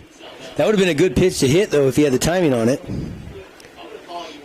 1 ball, 1 strike, 1 out, 2 on. Pineview trying to win this thing in the 8th. Barney waggles the bat. The pitch drops in there for strike 2. Barney was taking, maybe fooled a little bit on that breaking ball. It's 1-2. Yeah, I think he was thinking fastball, and then when it started kind of at him in the hip and broke back in, he'd already kind of laid off and no chance to offer at that one. I probably could be ready for another breaking ball. Yeah, why in the world would you even throw him a fastball here unless it's way out of the zone? And swing and a miss, but it pops out. It must have got a little piece of it. Pops out of the catcher's glove, so Barney stays alive even though he really was fooled on that one. Brady Barney. Older brothers played in the program. One Barney left, although I'm told he prefers football to baseball. Never know when that might change. True. 1-2, the pitch. Curveball bounced to the mound over the pitcher's head. Going to be a tough play for Jensen, but he got him at first. Barney not super fast. He does dive to try to be safe, but both runners move up. Now, though, 2 down. And you got Luke Iverson stepping in. And Luke, of course, he knows how to handle the bat, the senior, 341. And the hit here would walk it off. And at least Barney put in play, right? Yep. And now a pass ball or wild pitch is in play, too. You got good speed there with Millen at third, 90 feet away from winning this game. Iverson in the game is 1 for 4. He singled in the second inning and scored. He's also hit into a fielder's choice, grounded out, and struck out. A big AB here for your senior catcher, batting left-handed against Abe Olson with runners at second and third. The only one that really counts is the guy at third. And the pitcher Olson steps off. Again, we'll be naming a play of the game. It could be right in front of us right now, perhaps, brought to you by AWP, and a player of the game. I don't know if we've seen either one with this game tied 5-5 in extras. That one inside gets away. We could have a play at the plate. We could have a game over, and we do. That one was inside on Iverson. Probably wanted a game-winning hit, but the ball was so far inside it went all the way to the backstop, and Pineview wins it. Wow, that's why Barney putting that in play was such a big deal instead of striking out. He fought that pitch off where he just barely stayed alive, got a piece, and I know they threw him out at first, but everybody advanced, and that was just what the doctor ordered. And in 8 innings, the Panthers, you going to score that a wild pitch or a pass ball? It doesn't matter. Panthers win. Yeah, wild pitch. And I think it felt like to me, Devin, that the catcher maybe thought it hit him or something, because he took a second to realize the ball was gone. By the time he tracked it down, there was no play. And coming home with the winning run, Kyson Millen. And Pineview stays alive with a 6-5 win. Wow. Big-time win, and now they get a chance at Crimson again. And Crimson smoked them pretty good yesterday. Now they got Monday, and you got a chance to bounce back. I mean, it was, 16-2? Yeah, that was yesterday. Yesterday, this final score in that game, and obviously, the pitching's still very much in line for Crimson. The question is, who are you going to throw if you're Coach Mack and the Pineview Panthers? But at least you get to think about that, and you get to go out there and try to rattle the bats and get another good performance like you got from Aiden Mace today, who, the junior hadn't pitched a lot in big stage, and he ends up getting the job done, even though he ended up with a no decision. We're probably still about 20-25 minutes away from the next game, but this one is finally in the books. Pineview wins at 6-5 in extra innings. We'll take a break. When we come back, the Johnson Pediatric Postgame Show. We'll award some awards. Ernie Stu Sinclair Player of the Game and the AWP Playmaker Play of the Game. I think we just saw it. And we'll talk about Morgan Pest Control as well. Again, it's a final. Pineview 6, Green Canyon 5. The 21-4 Panthers keep the season alive.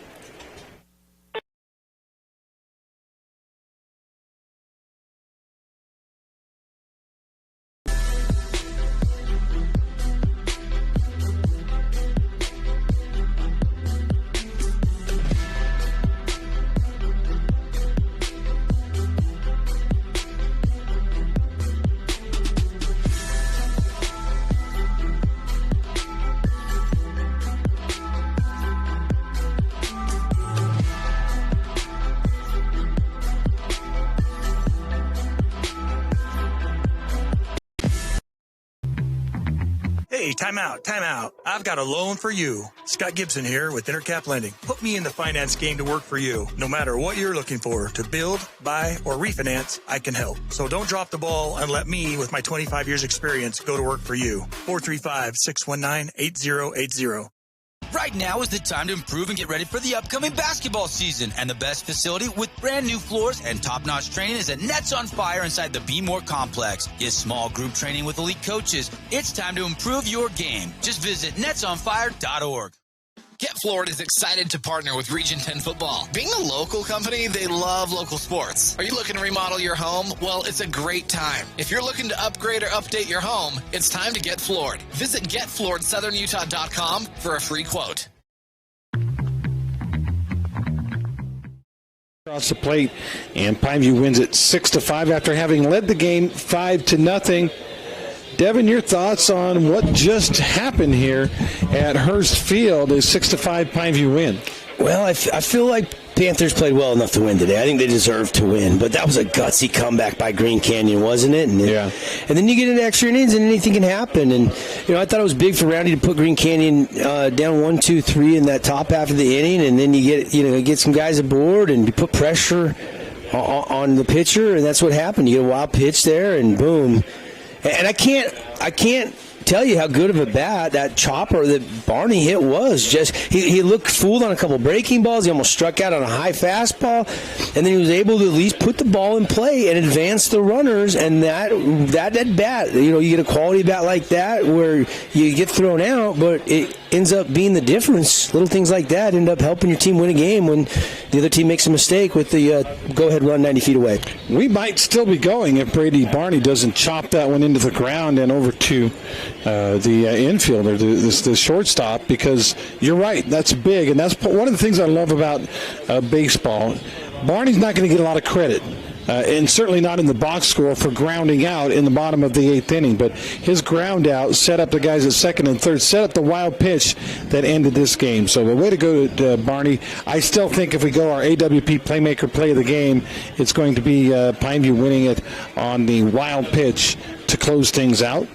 It's easier than you think to buy direct and save at Appliance Wholesalers Plus, the number one playmakers in the appliance business, open to the public across the freeway from the Bloomington Walmart. It's AWP. Now we got to think about maybe our Ernest 2 Sinclair player of the game, Devin. I think it was an easy one through 5 innings with Aiden Mace. Yeah, I still love what he did. I mean, big stage, a lot of pressure.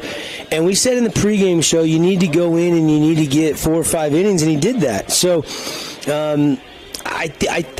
Kyson Millen going 2 for 4 there, scoring the winning run. I'd go today. Kyson Millen and Aiden Millen. And then you can't undervalue how good Brandon Roundy was on the back. And I know Geertsen got that RBI single off him, but it was an unearned run.